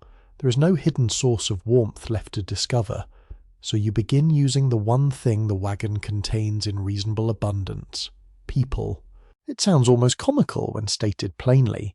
The family rearranges itself for maximum warmth. This requires more planning than you might expect. Children are moved toward the center, away from the cold wooden sides. Adults settle around them. Blankets are layered across several bodies rather than wrapped individually. Coats are folded over feet. Spare clothing fills gaps between bedding and the sideboards. The goal is simple. Waste as little body heat as possible. You shift closer to the person beside you. Under normal circumstances, this amount of personal closeness might inspire awkward apologies. Tonight nobody cares. Your shoulder presses against another shoulder. Your legs lie beside someone else's. A child's feet disappear beneath the edge of your coat. The wagon is so crowded that rolling over becomes a group decision. You adjust one blanket across everyone. Another goes underneath. That lower layer matters. Cold does not only descend through the air. It rises from the wagon bed through wood that has been exposed to winter weather for hours. A thick blanket underneath may be almost as valuable as one above. You push a folded coat beneath your hip. Immediately the pressure of cold from the boards becomes less noticeable. Someone places a sack beneath another person's legs to lift them away from the floor. Comfort and insulation become the same thing. A basic principle understood by travellers long before modern outdoor equipment is that dry layers trap air, and trapped air helps slow heat loss. 19th century emigrants may not have described the process in scientific terms, but generations of winter living had already taught people the practical value of wool, quilts, feather bedding, layered clothing, and shared shelter. You do not need a laboratory to understand that 3 blankets are better than 1. You only need a cold night. The family has one quilt that still feels relatively dry. It becomes the outermost layer. Another blanket is placed underneath it. A third, slightly damp near one edge, is kept away from faces. Every piece has to be arranged carefully. If moisture reaches the bedding, the night becomes much harder. Your breath warms the small space near your face. For several seconds it feels pleasant. Then moisture gathers against the blanket where you have pulled it too high. You lower it again. Breathing beneath the covers might warm your nose temporarily, but it also adds dampness. Another tiny calculation. Tonight seems filled with them. You curl your knees slightly. The movement reduces the space your body occupies and helps preserve warmth around your torso. Someone beside you does the same. Soon the wagon resembles a collection of folded limbs beneath a mountain of cloth. If anyone attempted to draw an accurate diagram, it would look less like sleeping arrangements, and more like a very confused basket of laundry. A child whispers that there is no room. An adult replies that this is exactly why it is warmer. The child considers that. No further complaint comes. You smile in the dark. There are stories in pioneer families of several people sleeping beneath the same quilts during bitter weather, sometimes with children placed between adults for warmth. Such arrangements were not unusual in 19th century households even away from the trail. Beds were expensive. Rooms were cold. Heating was uneven. Privacy operated according to very different expectations from those of many modern households. On the trail, necessity pushes those habits even further. You feel warmth beginning to build beneath the blankets, not enough to make you comfortable, enough to notice. Your shoulder, which had been cold against the sideboard, now rests against another person's arm. Your feet share the heat trapped beneath several layers. Even your hands improve once you place them beneath your coat rather than leaving them exposed near your face. The lesson is immediate. Heat shared is heat retained. Outside, the wind continues. Inside, the little cluster of bodies changes the atmosphere. The wagon no longer feels entirely empty of warmth. Someone quietly jokes that this may be the first time anyone has been grateful for having such a large family. Another person answers that perhaps the family should have brought 2 more cousins. There is a small ripple of sleepy laughter. It is brief, but important. Humour survives. One curious winter custom in parts of 19th century America involved warming beds with heated stones, bricks, or metal bed warmers before people climb beneath the covers. On the trail, anything heavy enough to serve as a permanent luxury usually had to justify its weight, so emigrants improvised with whatever could safely hold heat. Tonight, there is no warmed brick waiting for you. The family itself has become the bed warmer. You lie quietly and notice which parts of your body remain cold. Your nose, the tips of your toes, one knee where the blanket has shifted. You pull the cloth back into place. Better. A person near the rear asks whether anyone feels numbness in their hands or feet. Everyone checks. Fingers move, toes wiggle inside boots. One child says a foot feels funny. The adults take that seriously. A hand reaches beneath the blankets. The foot is rubbed gently through the sock. The child complains that it tingles. That is reassuring. Pain and tingling are preferable to a limb that no longer feels anything. Cold weather on the trail could turn small discomforts into larger problems quickly, especially when wet clothing, fatigue, poor nutrition, and wind combined. You do not have modern insulated boots. You do not have synthetic sleeping bags. You have wool, leather, cotton, quilts, animal hair, and experience. So experience must work hard.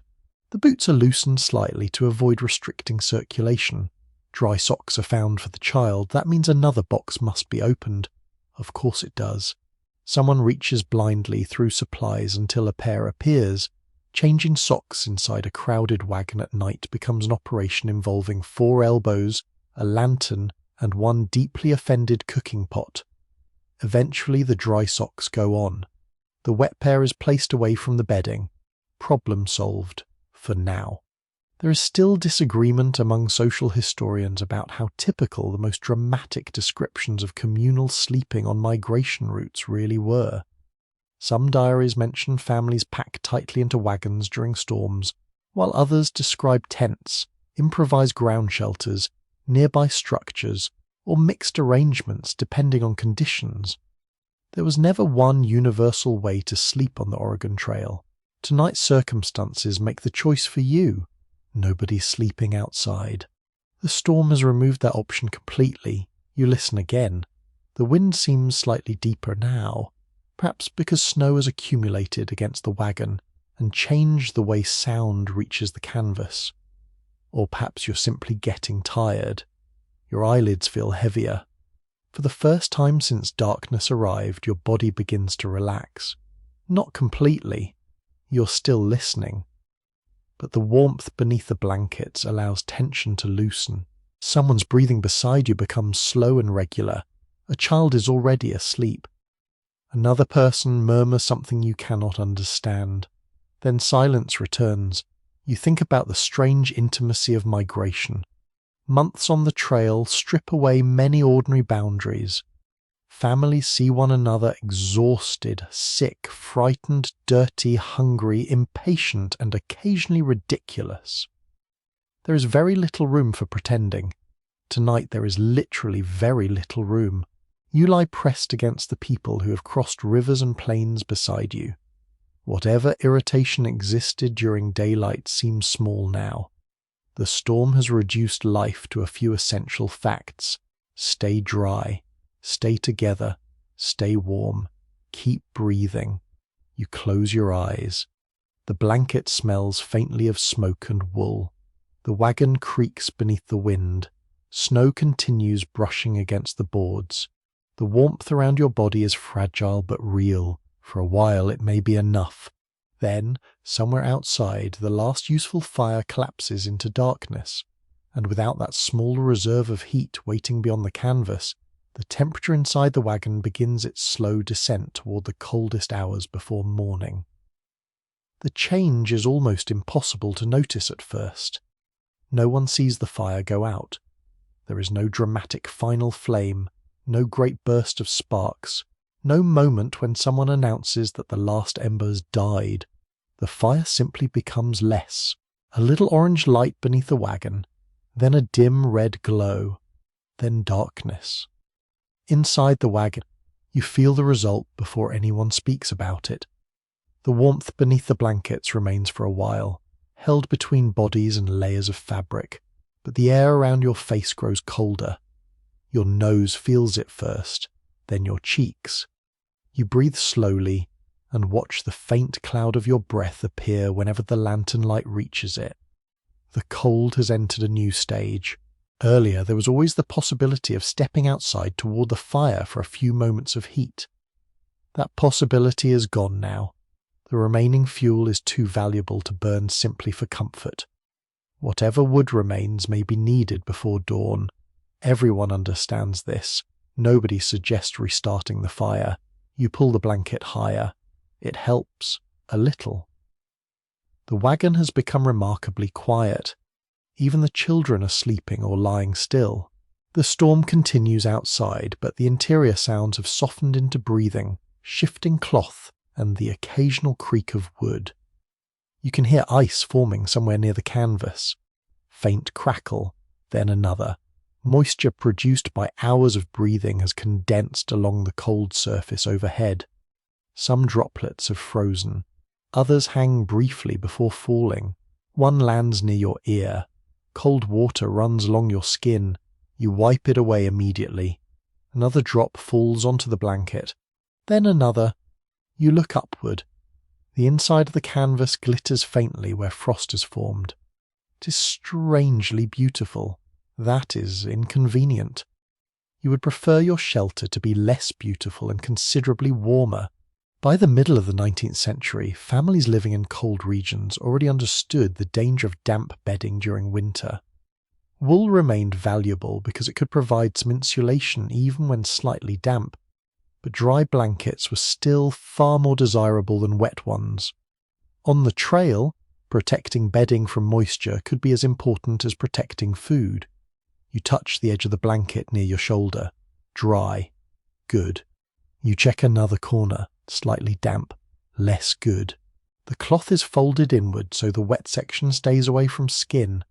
Small adjustments continue even in near darkness. Nobody has the energy for large tasks anymore. The night is now about maintenance. Move a blanket. Check a child. Flex your fingers. Shift your feet. Listen. Wait. You wiggle your toes again. They respond, though slowly.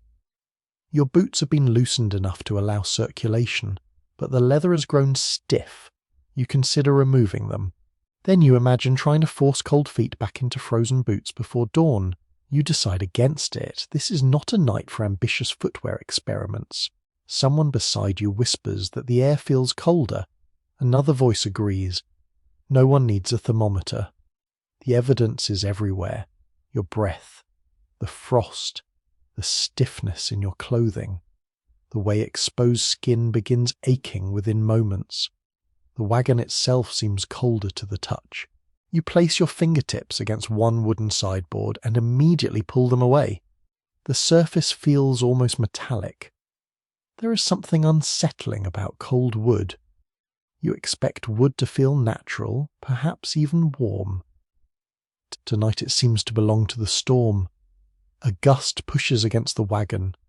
The hanging blanket along the wall lifts slightly. A narrow draft slips underneath. You reach out and tuck the lower edge back behind a sack. The cold current disappears. One more small victory. You return your hand beneath the covers. The storm is teaching you that survival often consists of doing the same useful things repeatedly. Not once, repeatedly. A gap sealed earlier may open again. A blanket carefully arranged may slide. Snow brushed away may return. A knot checked an hour ago may need checking later. There is no final solution, only continued attention. An odd piece of 19th century household advice sometimes recommended placing layers of newspaper between clothing or bedding during bitter cold, because trapped paper could slow heat loss. Printed paper was not something every emigrant possessed in abundance, and using precious letters or guide pages as insulation would have been emotionally difficult. But the principle was practical enough that similar improvisations appeared in later winter travel. Tonight you have no newspaper to spare. Even if you did, You might hesitate before stuffing a letter from home into your coat. Some things carry warmth of another kind. You think about that for a moment. Home, a real room, a door, a stove, a bed that does not move across a continent. The memory feels almost unreal. Months of travel have changed your sense of what is ordinary. You used to notice when a room was cold. Now you notice whether the cold is dangerous. There is a difference. Dangerous cold changes behavior. People speak less. Movements become deliberate. Nobody wastes energy searching for comfort that cannot be created. The family remains close beneath the blankets. Body heat is still the most reliable source available. You feel the child beside you shift. A small hand touches your sleeve, still warm. You place your own hand over it. The fingers relax. Within moments, the child is asleep again. You are not. You lie looking into darkness. The lantern has been turned almost completely down to save oil. Only a tiny flame remains. It illuminates almost nothing. You can barely see the canvas roof. Perhaps that is better. You do not need to watch more frost forming. Some historical researchers have questioned how often emigrant families maintained open fires all night during severe weather. Surviving accounts suggest that fuel availability, wind, fire safety, and the need to protect limited supplies often forced travellers to let flames die and rely instead on clothing, bedding, shelter, and shared warmth. There is no single answer for every wagon camp. On timber, rich stretches, maintaining a fire might be easy. On exposed plains, it might be impossible. Tonight the fuel pile has made the decision for you. Darkness wins outside, warmth must come from within. Another hour seems to pass. You cannot be certain. Time has become difficult to measure. There is no clock within easy reach. The storm provides no sunrise. Sleep comes in fragments. You drift. Wake. Listen. Drift again. At one point you open your eyes because the wagon has become unusually still. For several seconds the wind seems weaker. Your heart lifts. Perhaps the storm is ending. Then a distant roar moves through the cottonwoods. The next gust strikes harder than before. Canvas snaps. Snow slides against the boards. Someone mutters softly beneath the blanket. False hope. You close your eyes again. The coldest part of the night may still be ahead. That knowledge is unwelcome but useful. You do not spend your remaining strength expecting immediate relief. Instead, you settle deeper into the shared bedding.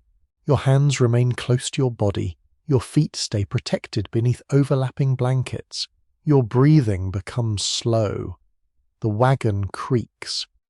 Outside, the extinguished fire disappears beneath snow until there is no visible sign that flame ever existed there. Inside, however, another kind of warmth survives. Not much, a few degrees perhaps, enough to matter.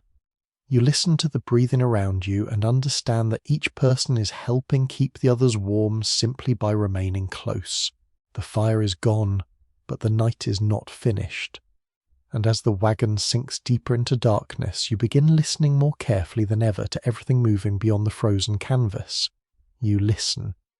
At first, that seems like the only thing left to do. The fire is gone, the blankets are arranged, the children are tucked into the warmest spaces available, and nobody has enough strength to keep shifting supplies simply for the illusion of progress. So the wagon becomes a listening room. Your eyes remain closed, yet every sound produces an image. The canvas overhead gives a long, trembling flutter. You picture snow racing across it. A wooden bow creaks. You imagine the curved frame bending slightly beneath the pressure of the wind. Something brushes along the lower sideboard. Perhaps loose grass. Perhaps drifting snow. Perhaps the bucket you heard earlier. Your mind supplies possibilities faster than the storm can produce noises. That is not especially helpful. You open your eyes. Darkness. The lantern has finally been extinguished. Oil matters too much to waste while everyone is lying still, and any open flame inside a canvas wagon deserves respect. Now there is no light at all. You hold one hand several inches above your face. Nothing. You cannot see it. The darkness feels complete enough to have weight. Outside, snow may be turning the entire valley white, but inside the wagon you exist in blackness. You breathe slowly. The person beside you shifts. A blanket rustles. Then silence returns. For a while you try counting your breaths. 1, 2, 3. By 20 you lose track because another noise interrupts you. A dull metallic sound comes from somewhere outside. Clonk. You recognize it. The livestock bell. Relief passes through you. The animal is still nearby. Clonk. Then nothing. You wait for another. It does not come. Immediately your mind asks whether the animal has moved. Perhaps the rope has broken. Perhaps snow has muffled the bell. Perhaps the ox simply stopped moving because even an ox does not feel obligated to provide hourly reassurance. You know that last explanation is the sensible one. Your mind prefers the first two. Night does that. A difficulty becomes larger when you cannot see it. The trail has taught you many practical lessons, but tonight it teaches something more private. Fear often grows in empty spaces. If you can see the wagon wheel, you can examine it. If you can see the ox, you can check the rope. If you can see the sky, you can at least guess what the weather is doing. In darkness, you only listen. The wind weakens. For several minutes, the storm becomes strangely quiet. You hear individual noises that were hidden before. Snow sliding from the wagon cover, the faint tapping of ice against wood, someone swallowing, a child breathing through an open mouth. Farther away, another wagon creaks. That sound reassures you almost as much as the bell. Other people are still there. You are not alone in the valley. Then a voice comes faintly through the storm. You cannot understand the words. Someone in another wagon is calling. A reply follows, again indistinct. Then silence. Perhaps they were checking livestock. Perhaps someone needed help moving a rope. Perhaps they were simply confirming that another family could hear them. Communication itself becomes comforting. During overland migration, wagon parties often depended on cooperation far beyond what a single household could provide. Travellers shared labour during river crossings, repairs, illness, livestock trouble, and emergencies. A family might begin the trail intending to manage its own affairs, only to discover that survival repeatedly required neighbours. Tonight those neighbours are only vague voices beyond canvas. Still, they matter. The wind begins rising again. You hear it first in the cottonwoods, a distant rushing, then a low roar. It approaches gradually, almost like water moving toward shore. Everyone inside the wagon becomes still. The gust reaches you. Canvas snaps. The side of the wagon shivers. Snow slams against the boards. One of the children wakes and gasps. A hand immediately finds the child's shoulder. The gust passes. The wagon remains upright. You exhale. Again. The pattern repeats so many times that you begin recognizing different kinds of wind. Some gusts arrive suddenly. Others announce themselves in the trees. Some strike the wagon once. Others press against it for several long seconds. You become an unwilling expert in sounds you hope never to hear again. There is a peculiar frontier belief found in scattered 19th century recollections that certain winter winds produce distinct voices, almost as though the weather were calling names or imitating human cries. You can understand how such stories began. When wind moves around wagon bows, trees, ropes, and canvas, it creates noises that are remarkably suggestive. At one point, you hear something that sounds exactly like a person saying a single word. You lift your head, nothing follows. You wait. There it is again, not a word this time, just wind squeezing through a narrow opening. You lower your head back onto the folded coat. Excellent. The blizzard has begun speaking. Perhaps it will next offer directions to Oregon. Sleep finally arrives for several minutes. You know because you wake without remembering when you drifted away. Your body feels heavier, your mouth is dry. One arm has gone numb beneath your own weight. You move carefully until feeling returns. Pins and needles race through your fingers, you quietly flex them. Beside you, someone murmurs a question. What time is it? Nobody knows. That may be the most frustrating answer of the night. It could be midnight. It could be 3 a.m. Without stars, moonlight, or a clock being checked, the hours blur together. You begin estimating time through exhaustion. Surely dawn must be close. Then you remember thinking the same thing what feels like an hour earlier. Perhaps only 10 minutes have passed. This is one reason severe nights feel so long. Time loses its usual markers. There is no meal being prepared, no change in light, no activity outside, only cold and sound. Researchers remain divided over how much emotional distress emigrants deliberately left out of personal journals. Some writers recorded remarkably calm descriptions of terrifying events, leading modern readers to wonder whether restraint reflected cultural habits, exhaustion, religious faith, later editing, or simply the practical style of people more interested in recording what happened than how frightened they felt. A diary might say the wind blew terribly all night. 5 words. You are living inside those 5 words now. They do not mention the waiting, the listening, the uncertainty about every strange sound. The way you check a child's breathing without fully waking. The way you move your toes simply to reassure yourself. The way every quiet interval creates hope that the storm is weakening, only for another gust to erase it. A scraping noise begins beneath the wagon. Slow, heavy. You tense. It continues for several seconds. Someone else wakes. You both listen. The sound stops, then comes again. Snow. A drift is pressing against the lower boards. Nothing more. Still, that tells you something important. Accumulation is continuing. By morning, the wheels may be deeply buried. Moving again will require work. You push that thought away. Morning belongs to morning. Right now, your only job is reaching it.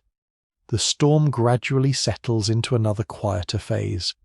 This time, the silence lasts longer.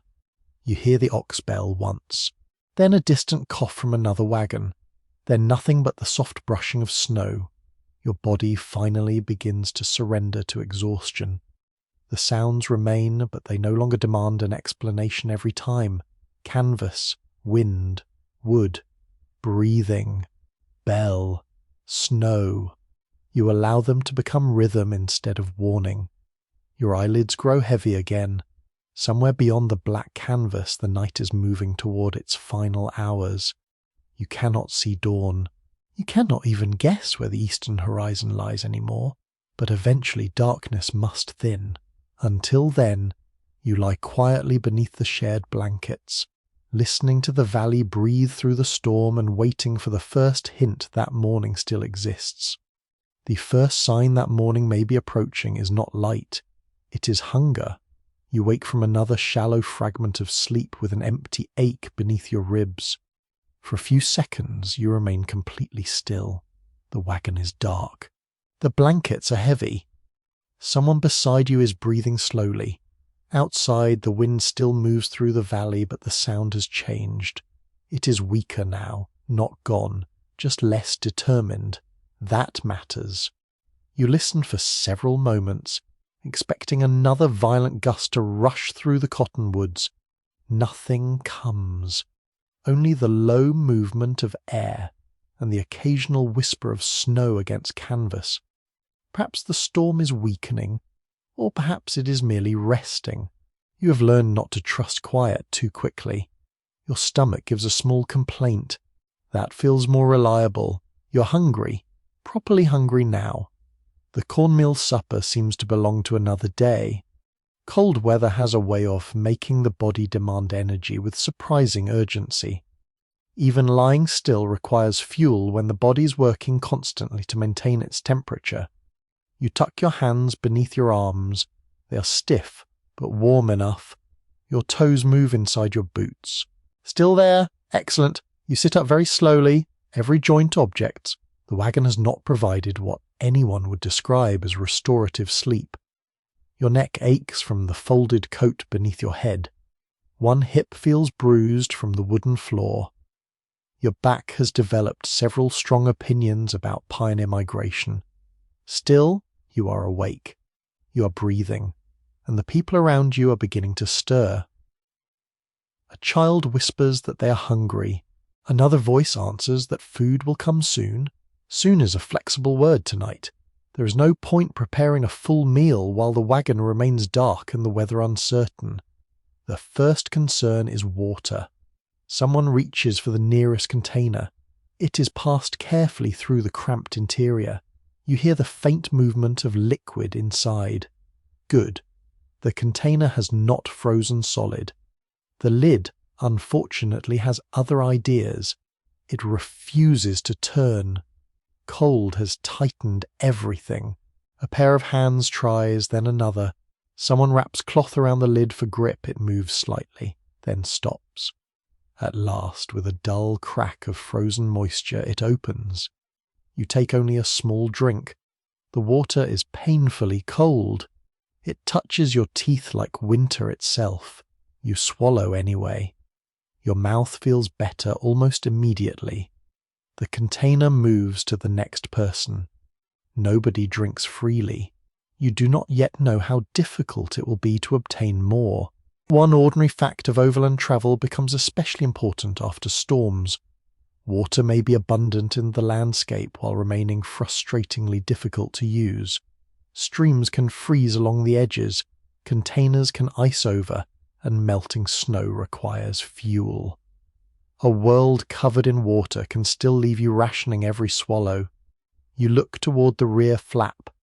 There is the faintest suggestion of grey around its edges. You stare. Perhaps your eyes are imagining it. Then someone else notices. Morning, not sunrise, not yet. But darkness is beginning to thin. The realization moves quietly through the wagon. No celebration, just relief. You've made it to the final part of the night. Someone finds a small cloth bag of food. There is no attempt at cooking yet. Instead, a few simple provisions are divided. A piece of hard bread, a little dried fruit, perhaps a scrap of cold preserved meat. Nothing warm, nothing soft. But your body does not object to the menu. You take a piece of bread. It is so hard from the cold that you hesitate before biting it. You hold it inside your coat for a moment. Body heat softens it slightly. Only slightly. You take a careful bite. Chew. Swallow. The taste is plain. It feels wonderful. Food this simple becomes astonishing when you truly need it. A child receives a small piece of dried fruit and eats it slowly. Someone else divides another portion. You notice how quiet everyone is while eating. The body has become more important than conversation. Calories first, philosophy later. Some emigrant accounts mention keeping food close to the body during freezing conditions to stop certain items from becoming impossibly hard. Whether that was common practice or simply an occasional improvisation is difficult to say, but after attempting to bite cold bread, you understand the appeal immediately. You tuck another piece beneath your coat. There you are, human bread warmer. A profession you did not expect to acquire when leaving home. The grey light grows gradually stronger. Objects inside the wagon begin returning. First outlines, then shapes. The hanging quilt along the wall, the cooking pot, the box near your feet, faces beneath blankets. Everything looks pale and tired. Frost covers part of the interior canvas. Tiny crystals catch the weak morning light. The sight would be beautiful in almost any other context. You touch one patch gently. It breaks loose and falls like powder. Someone quickly brushes it away from the bedding before it melts. Even mourning requires attention. The storm has not finished teaching lessons. You check the water again. One container is nearly empty. Another has partly frozen. You shake it. Ice knocks softly against the sides. There will be work to do. Snow can be melted once a fire is rebuilt, assuming enough fuel remains. That brings everyone's attention toward the remaining supply. A few pieces of wood, some dried fuel, not much. Enough perhaps for a small morning fire, not enough to waste. You begin thinking about what lies outside, the oxen, the wheels, the ropes, the buried trail, the drifts. No one has looked yet. That uncertainty hangs over breakfast. The quiet morning meal feels like sitting behind a closed door while waiting to learn what happened on the other side. Did an animal break loose? Did snow bury the wagon axles? Did a branch fall? Did another family shelter hold? Has the storm moved on? Nobody knows. Those questions make everyone eat faster. Among scholars who study westward migration, there is continuing disagreement about how often shortages immediately after severe weather became more dangerous than the storm itself. The cold might pass, but wet bedding, exhausted livestock, inaccessible water, damaged equipment, and lost travel time could create difficulties that lasted for days. Surviving one night does not necessarily mean the danger ends at dawn. You feel that truth before anyone says it. Morning is not rescue. Morning is information. The rear flap remains closed a little longer. Everyone prepares before opening it. Coats go on. Gloves are pulled over stiff fingers. Scarves are wrapped. Dry clothing is protected beneath the outer layers. No one wants to waste the small amount of warmth gathered during the night by exposing bare skin carelessly. The child beside you asks whether the snow will be deep. Someone answers gently, "We will see." That is the only honest reply. The light continues strengthening. It is clearly morning now, though the sun remains hidden behind cloud. The canvas has changed from black to dull grey. The world outside seems strangely bright through the fabric. Snow reflects what little daylight exists. You can almost feel the whiteness waiting beyond the flap. Before anyone opens it, a final check passes through the wagon. Everyone awake? Yes. Any serious numbness? No. Water remaining? Some. Food? Enough for now. Fuel? Little. Lantern oil? Still some. You realize that these simple questions are the morning equivalent of taking attendance after a battle. Not dramatic, just necessary. A faint sound comes from outside. Clonk. The ox bell. Someone smiles. The animal survived the night. Another bell answers farther away. Then a voice calls from a nearby wagon. Human, clear. Someone replies. More voices follow. The camp is waking.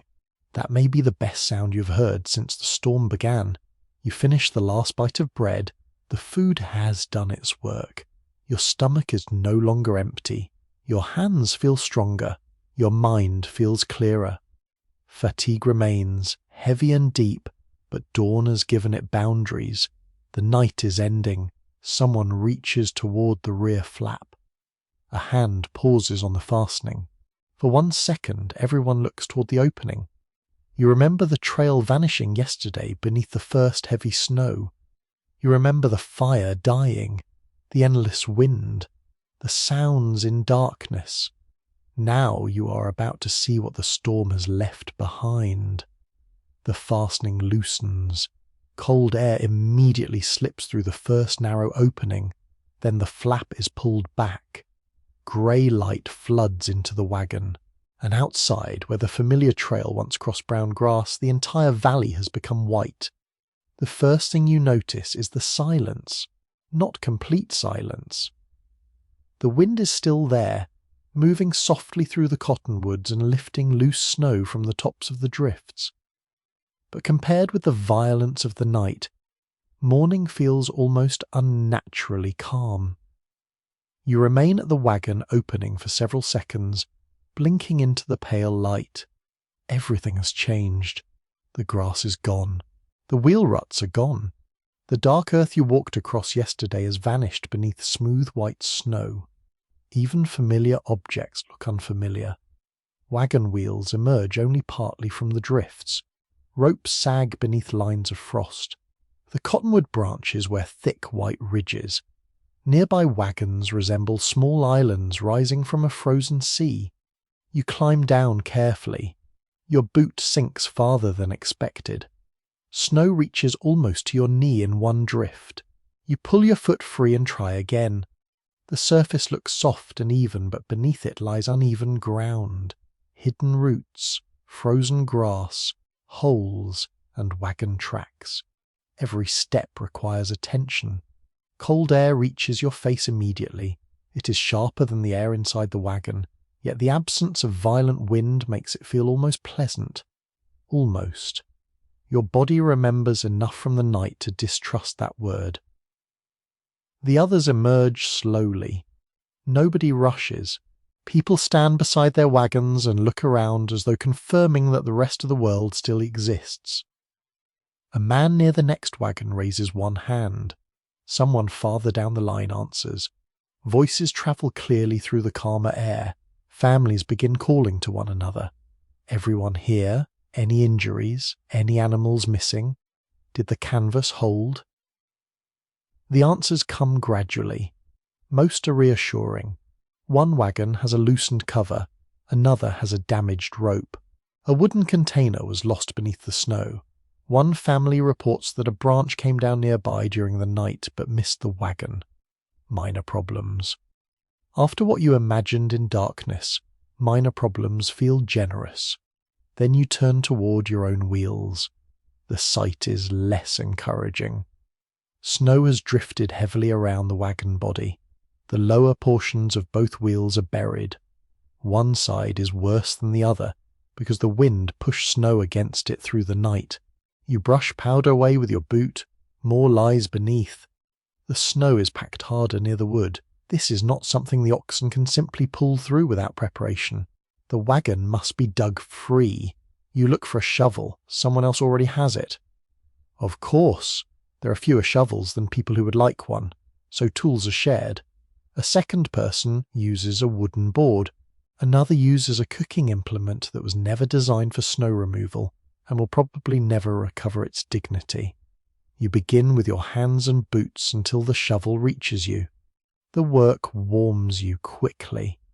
That is the first pleasant surprise of the morning. After hours of lying still and conserving heat, movement sends warmth back through your arms and legs. Within minutes, your coat feels almost too heavy. You resist the temptation to remove it. Sweating in bitter weather creates another problem once work stops. So you open the collar slightly and keep digging. Snow slides away from the nearest wheel. You clear the spokes, then the rim, then the axle area.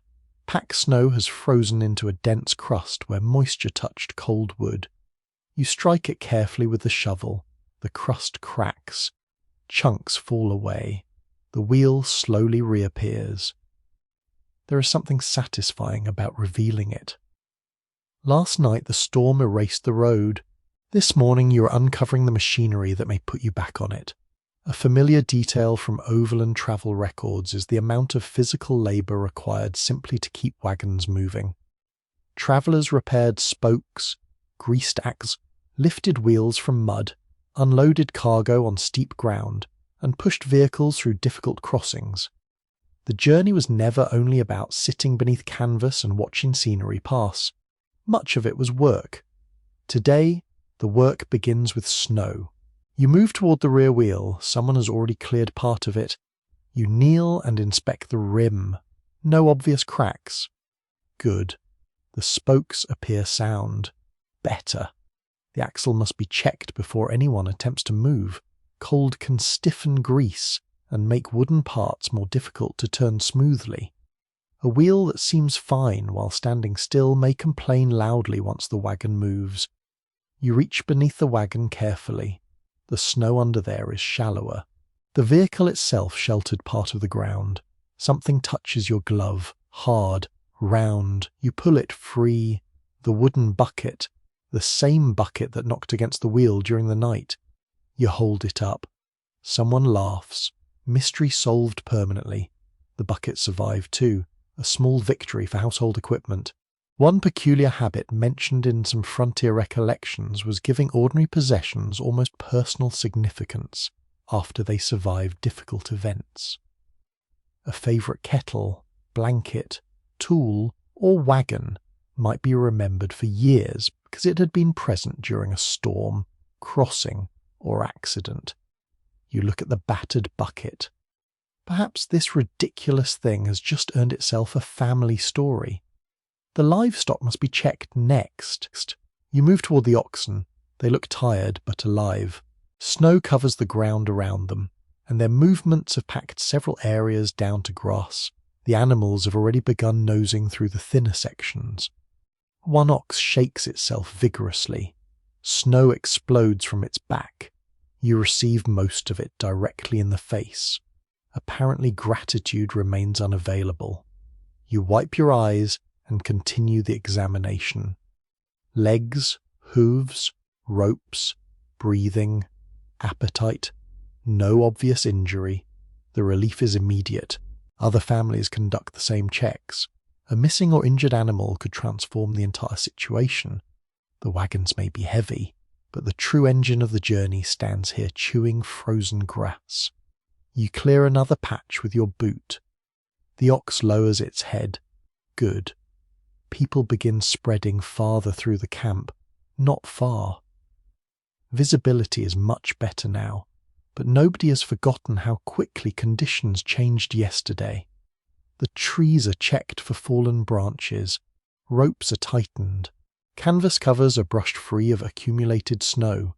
This last task matters more than it appears. Wet snow adds weight. Enough accumulation can strain fabric, bows and fastenings. You take a long stick and tap gently against the underside of the cover. A sheet of snow slides from the roof. It lands beside you with a soft collapse. For a second you simply stare at the pile. That was sitting above your head. Perhaps it is better that you could not see it during the night.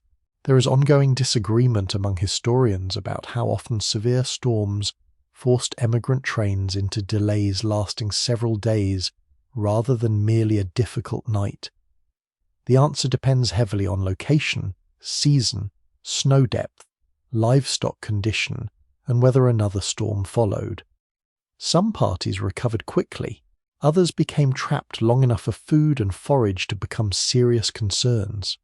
Standing here, you understand why the distinction matters. The storm may be over. The consequences are not. Someone begins rebuilding a small fire. The remaining dry fuel is protected carefully. A few sparks appear.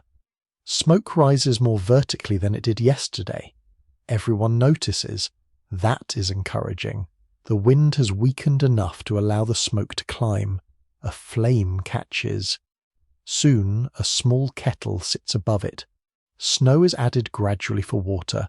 The pot appears full. Then the snow collapses. More is added. Again it shrinks. You almost laugh. The entire valley is covered in snow, and somehow making one kettle of water still feels like work. While the fire grows, you return to the wheels. The shovel passes from hand to hand. A path is cleared ahead of the wagon. Not far, just enough to examine the ground. The old trail remains hidden. Someone tries to remember exactly where the wheel ruts ran before the storm. Another points toward a shallow opening between two trees. Perhaps there, perhaps slightly farther south. Nobody wants to guess carelessly. The sky remains grey, but the clouds are lighter. A pale brightness appears in the east. Not sunshine exactly.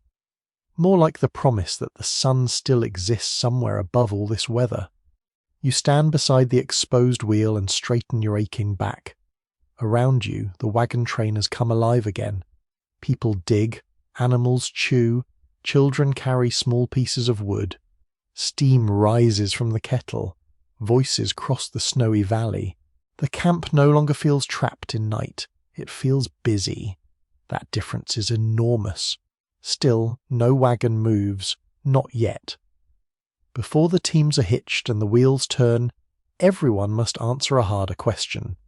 Should you leave at all? The storm may have passed. The trail may still be dangerous. The animals are tired.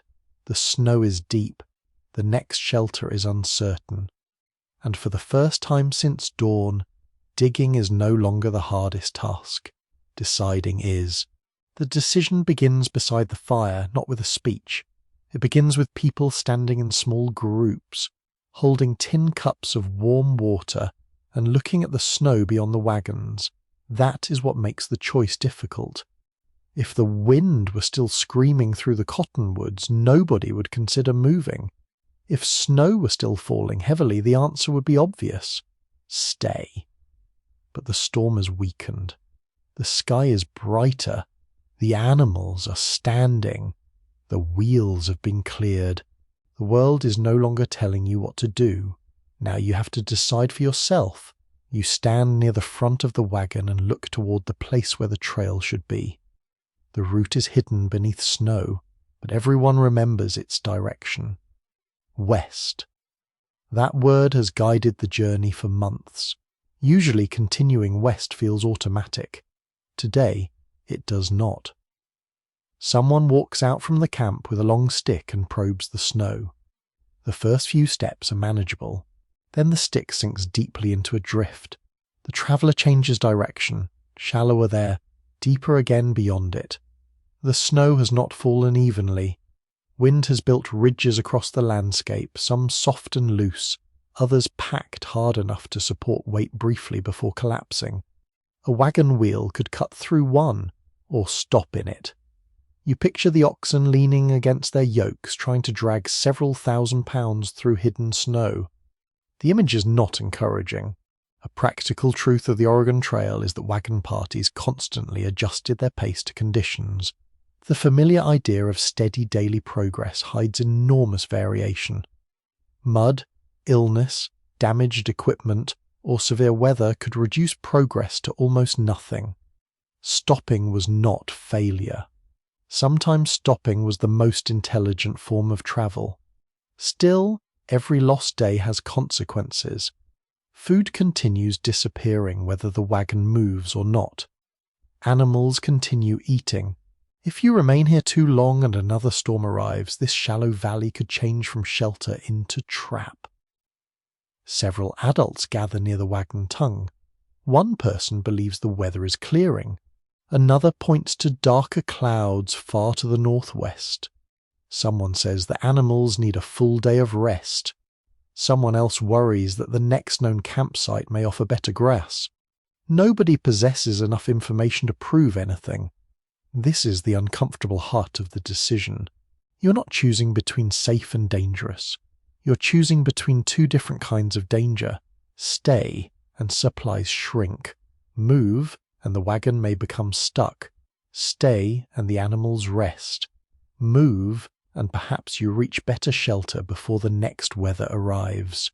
You walk toward the oxen again. Their condition may decide more than anyone's opinion. One animal is eating.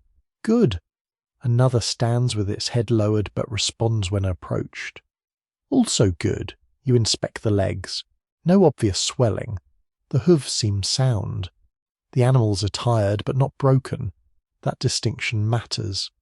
There are surviving emigrant accounts in which travellers delayed departure because livestock needed time to graze and regain strength. The animals were not machines that could simply be ordered forward forever. Their endurance placed a hard limit on what human determination could accomplish. You rub one ox along the shoulder. It continues chewing.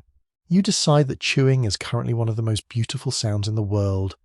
A bit of trail humour appears in some recollections where travellers describe oxen as if they held strong opinions about mud, steep banks, water crossings, and unfamiliar ground. Humans called it stubbornness. Occasionally the animal may simply have had better judgment. Farther down the camp, two travellers examine the sky. The clouds are lifting slightly in the east. Smoke from the morning fire rises nearly straight before bending gently. That is much better than yesterday. Someone proposes waiting until later in the morning. The idea spreads quickly. Not stay all day. Not leave immediately. Wait. Give the oxen more time to feed. Allow everyone to eat. Send 2 people a short distance along the probable trail and examine the snow, then decide. The suggestion feels sensible because it creates information. You volunteer to help inspect the route. You and another traveller walk beyond the nearest trees. The valley opens ahead. Snow shines beneath the grey sky. Each step makes a soft crunch. You probe with a stick, 6 inches, then 10, then a drift nearly to your knee. You circle it. The ground beyond is firmer. The trail itself remains difficult to identify. There are hints, a shallow depression, a line where snow settled differently, the suggestion of old wheel ruts beneath the surface. You scrape with your boot, frozen earth appears, then a compacted groove. There, the trail, hidden but not lost.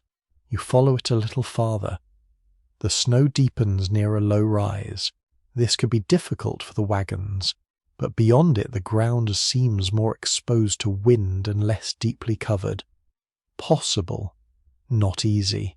Possible. When you return, everyone listens. No impassable wall of snow, no obvious broken ground, some deep drifts, some shallower stretches. The route can probably be followed if the teams move slowly and people walk ahead. Historical interpretation remains uncertain about how often emigrant groups made formal collective decisions in moments like this, and how often individual families simply followed influential voices within the company. Wagon trains varied greatly in organisation. Some elected captains and adopted rules, others operated more loosely.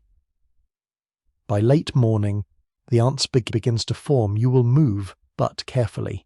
Not because the trail is safe, because waiting here may not make it safer. The animals will feed a little longer. The wagons will remain as light as possible. Everyone who can walk will walk. Someone will move ahead to test the snow. No one is chasing mileage today. A single safe mile is worth more than 5 reckless ones. You return to the wagon and begin preparing it. Blankets are rolled but kept accessible. Wet cloth is separated. The remaining fuel is packed where it can be reached quickly. Water containers are secured. The bucket that spent the night attacking the wheel receives a much tighter rope. You give it a suspicious look. It has lost your trust. Around the valley, preparations begin. Harnesses are brought out. Yokes are checked. Snow is cleared from the path ahead. Children are wrapped warmly. You stand beside the oxen as the yoke is positioned. The animals shift beneath its familiar weight. Leather tightens, chains settle, the wagon tongue is secured. You place one hand against the wooden sideboard. Yesterday evening, that same touch came just before the storm swallowed the trail. Now the boards are cold beneath your palm, but daylight surrounds you. The road ahead is hidden. The weather remains uncertain. The animals are tired, and still, for the first time since the snow began, the wagon is being prepared to roll. To roll, someone gives the signal not yet to move, only to stand ready. You look west across the white country and realize that surviving the night was one decision. Leaving its shelter will be another, and very soon the wheels must answer it. The signal finally comes. A voice near the front calls for the first team to move. For a moment nothing happens. The oxen lean into the yoke. Leather tightens, chains pull straight. The wagon gives a low wooden groan, almost as though it has become comfortable in the snow and objects to being disturbed. Then one wheel turns, only a few inches. Snow crumbles away from the rim. The second wheel follows. You place both hands against the sideboard and push. Around you, others do the same. The wagon moves another foot, then another. After an entire night of listening to it stand motionless beneath the storm, the sound of turning wheels feels strangely powerful. The journey has begun again, not quickly. Nobody expects quickly. The first stretch out of the valley is little more than a slow struggle through packed snow. One traveller walks several yards ahead, probing the hidden trail with a stick. Another watches the ground near the oxen. You remain beside the wagon, ready to push whenever the wheels begin sinking. The animals breathe heavily. Steam rises around their faces. Their hooves break through the crust and find firmer earth below. Step by step they pull, the wagon follows. You look backward once.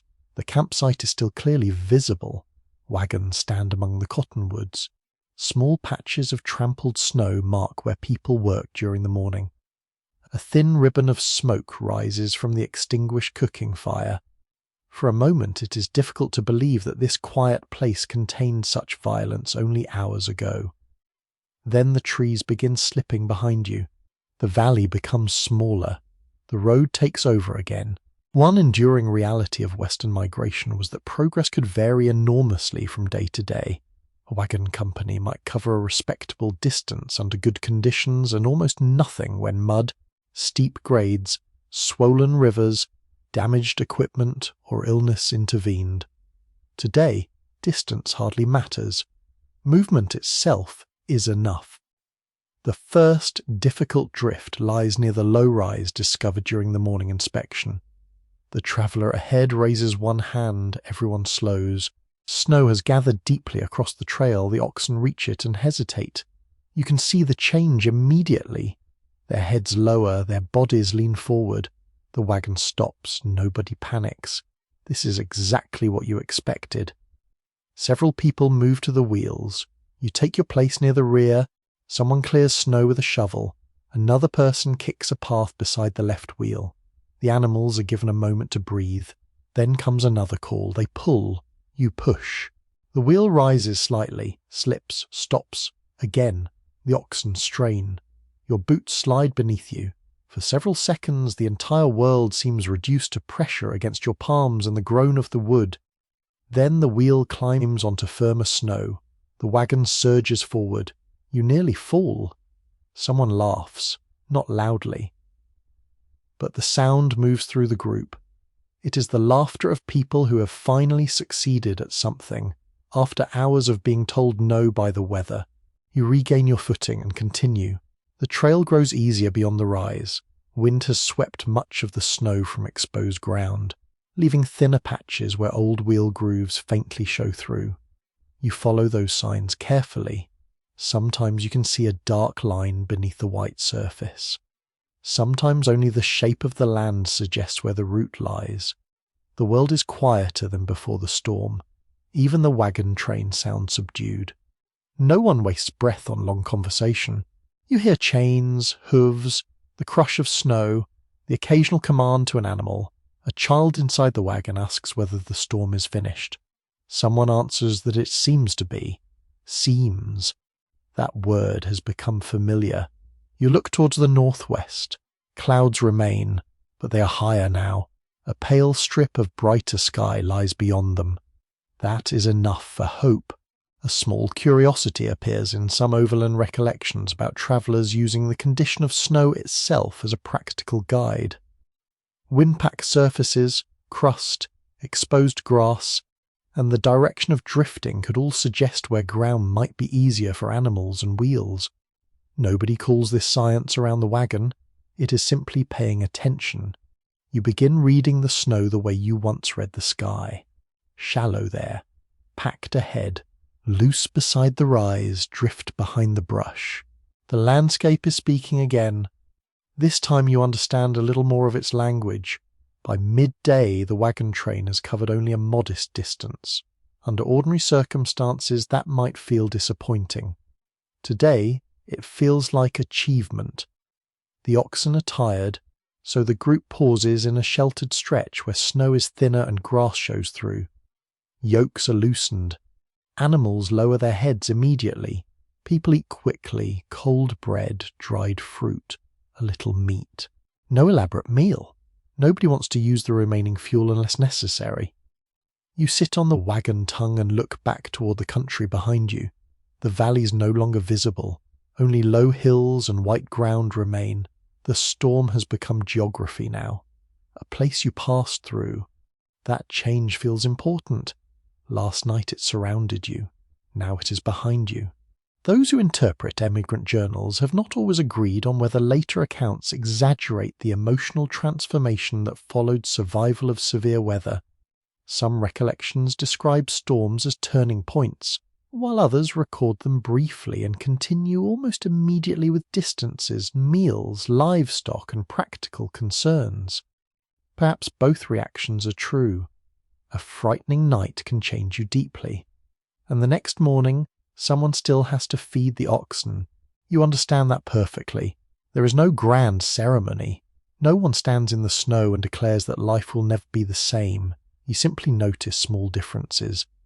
People check the sky more often. Blankets remain closer to the top of the wagon load. The fuel supply is discussed with new seriousness. No one jokes about cold fingers. The animals receive longer rest. Experience has adjusted the rules. That may be how the trail changes people most often, quietly. A lesson enters the body. Next time you move sooner. Next time you save more fuel. Next time you tie the bucket properly, especially the bucket. By afternoon the route improves. Sunlight never fully appears, but the cloud cover thins enough that the snow brightens. The world takes on a silver colour. Dark grasses emerge through exposed patches. A few birds appear near low brush, their movement startling after the stillness of the storm. You hear one call, a simple sound, small, ordinary. It makes the landscape feel alive again. The wagons continue west, one after another, not in a perfect line. Some move slightly faster, others pause where wheels catch. People help whichever family needs extra hands. At one difficult patch, your wagon reaches firmer ground first. Instead of continuing, you turn back to help another. There is no discussion. You simply do it. Yesterday, someone tightened your rope. Today, you push someone else's wheel. Cooperation has become as natural as walking. By late afternoon, fatigue settles heavily into your legs.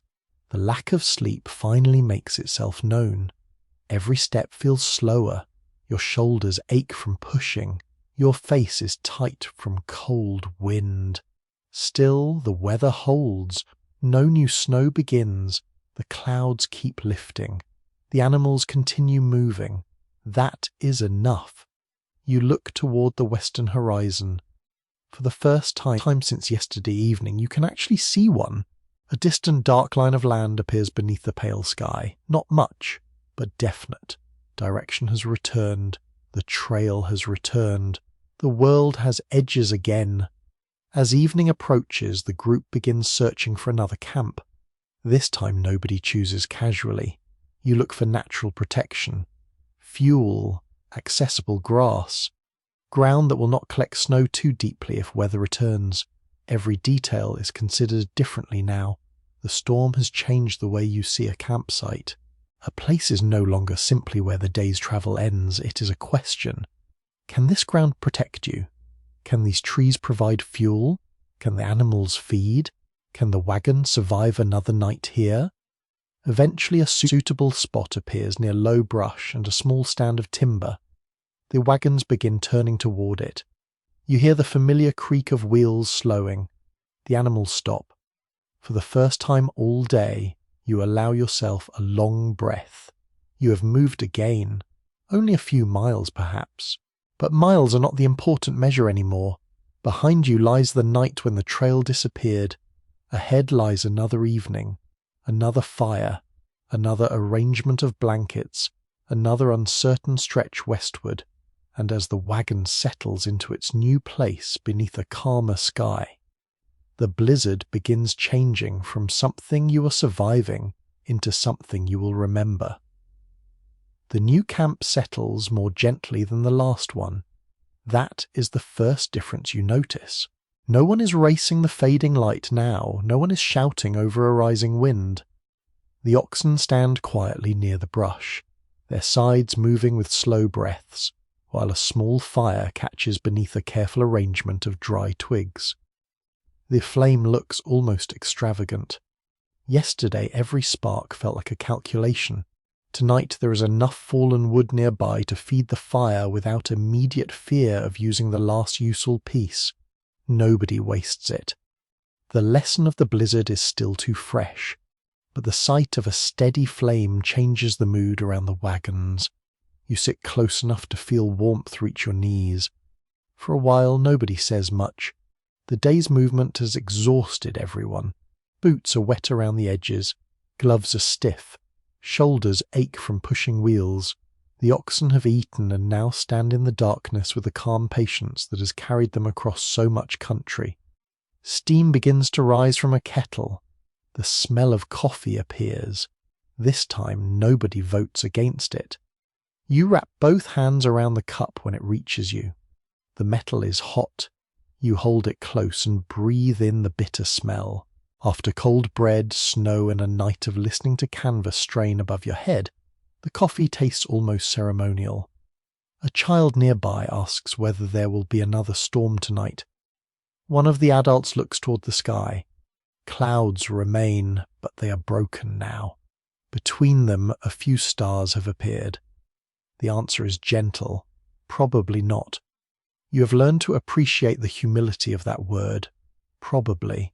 A common truth about the Oregon Trail is that survival depended less on dramatic acts of bravery than on repeated practical decisions. Families rationed food, cared for animals, repaired equipment, shared labor, watched weather, and adjusted plans again and again. You remember the first snow touching your cheek, the canvas freezing from the inside, the ox bell sounding somewhere beyond sight, the small bowl of cornmeal, the fire shrinking to embers, the shared blankets, the grey light entering through the rear flap. Together they form the shape of the storm. Across the camp, another family laughs quietly about something you cannot hear. That sound feels important. Last night every voice carried concern. Tonight laughter has returned. There are curious stories in pioneer family traditions about people keeping objects from difficult journeys for decades afterward. A damaged spoon, a wagon bolt, a scrap of canvas, or a piece of harness might survive long after the trip itself. Not because the object was valuable, but because memory had attached itself to it. You glance toward the wooden bucket now tied securely beneath the wagon. Perhaps that ridiculous survivor will become one of those objects. Years from now, someone may point to it and say it made more noise during the blizzard than the entire family. The bucket has earned a reputation. You pull your blanket around your shoulders. It still smells faintly of damp wool and smoke. Yesterday, those smells belonged to fear.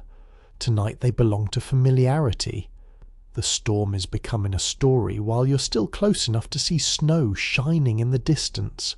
Researchers continue to disagree about how dangerous episodes should be weighed when describing westward migration. Some emphasize endurance and cooperation.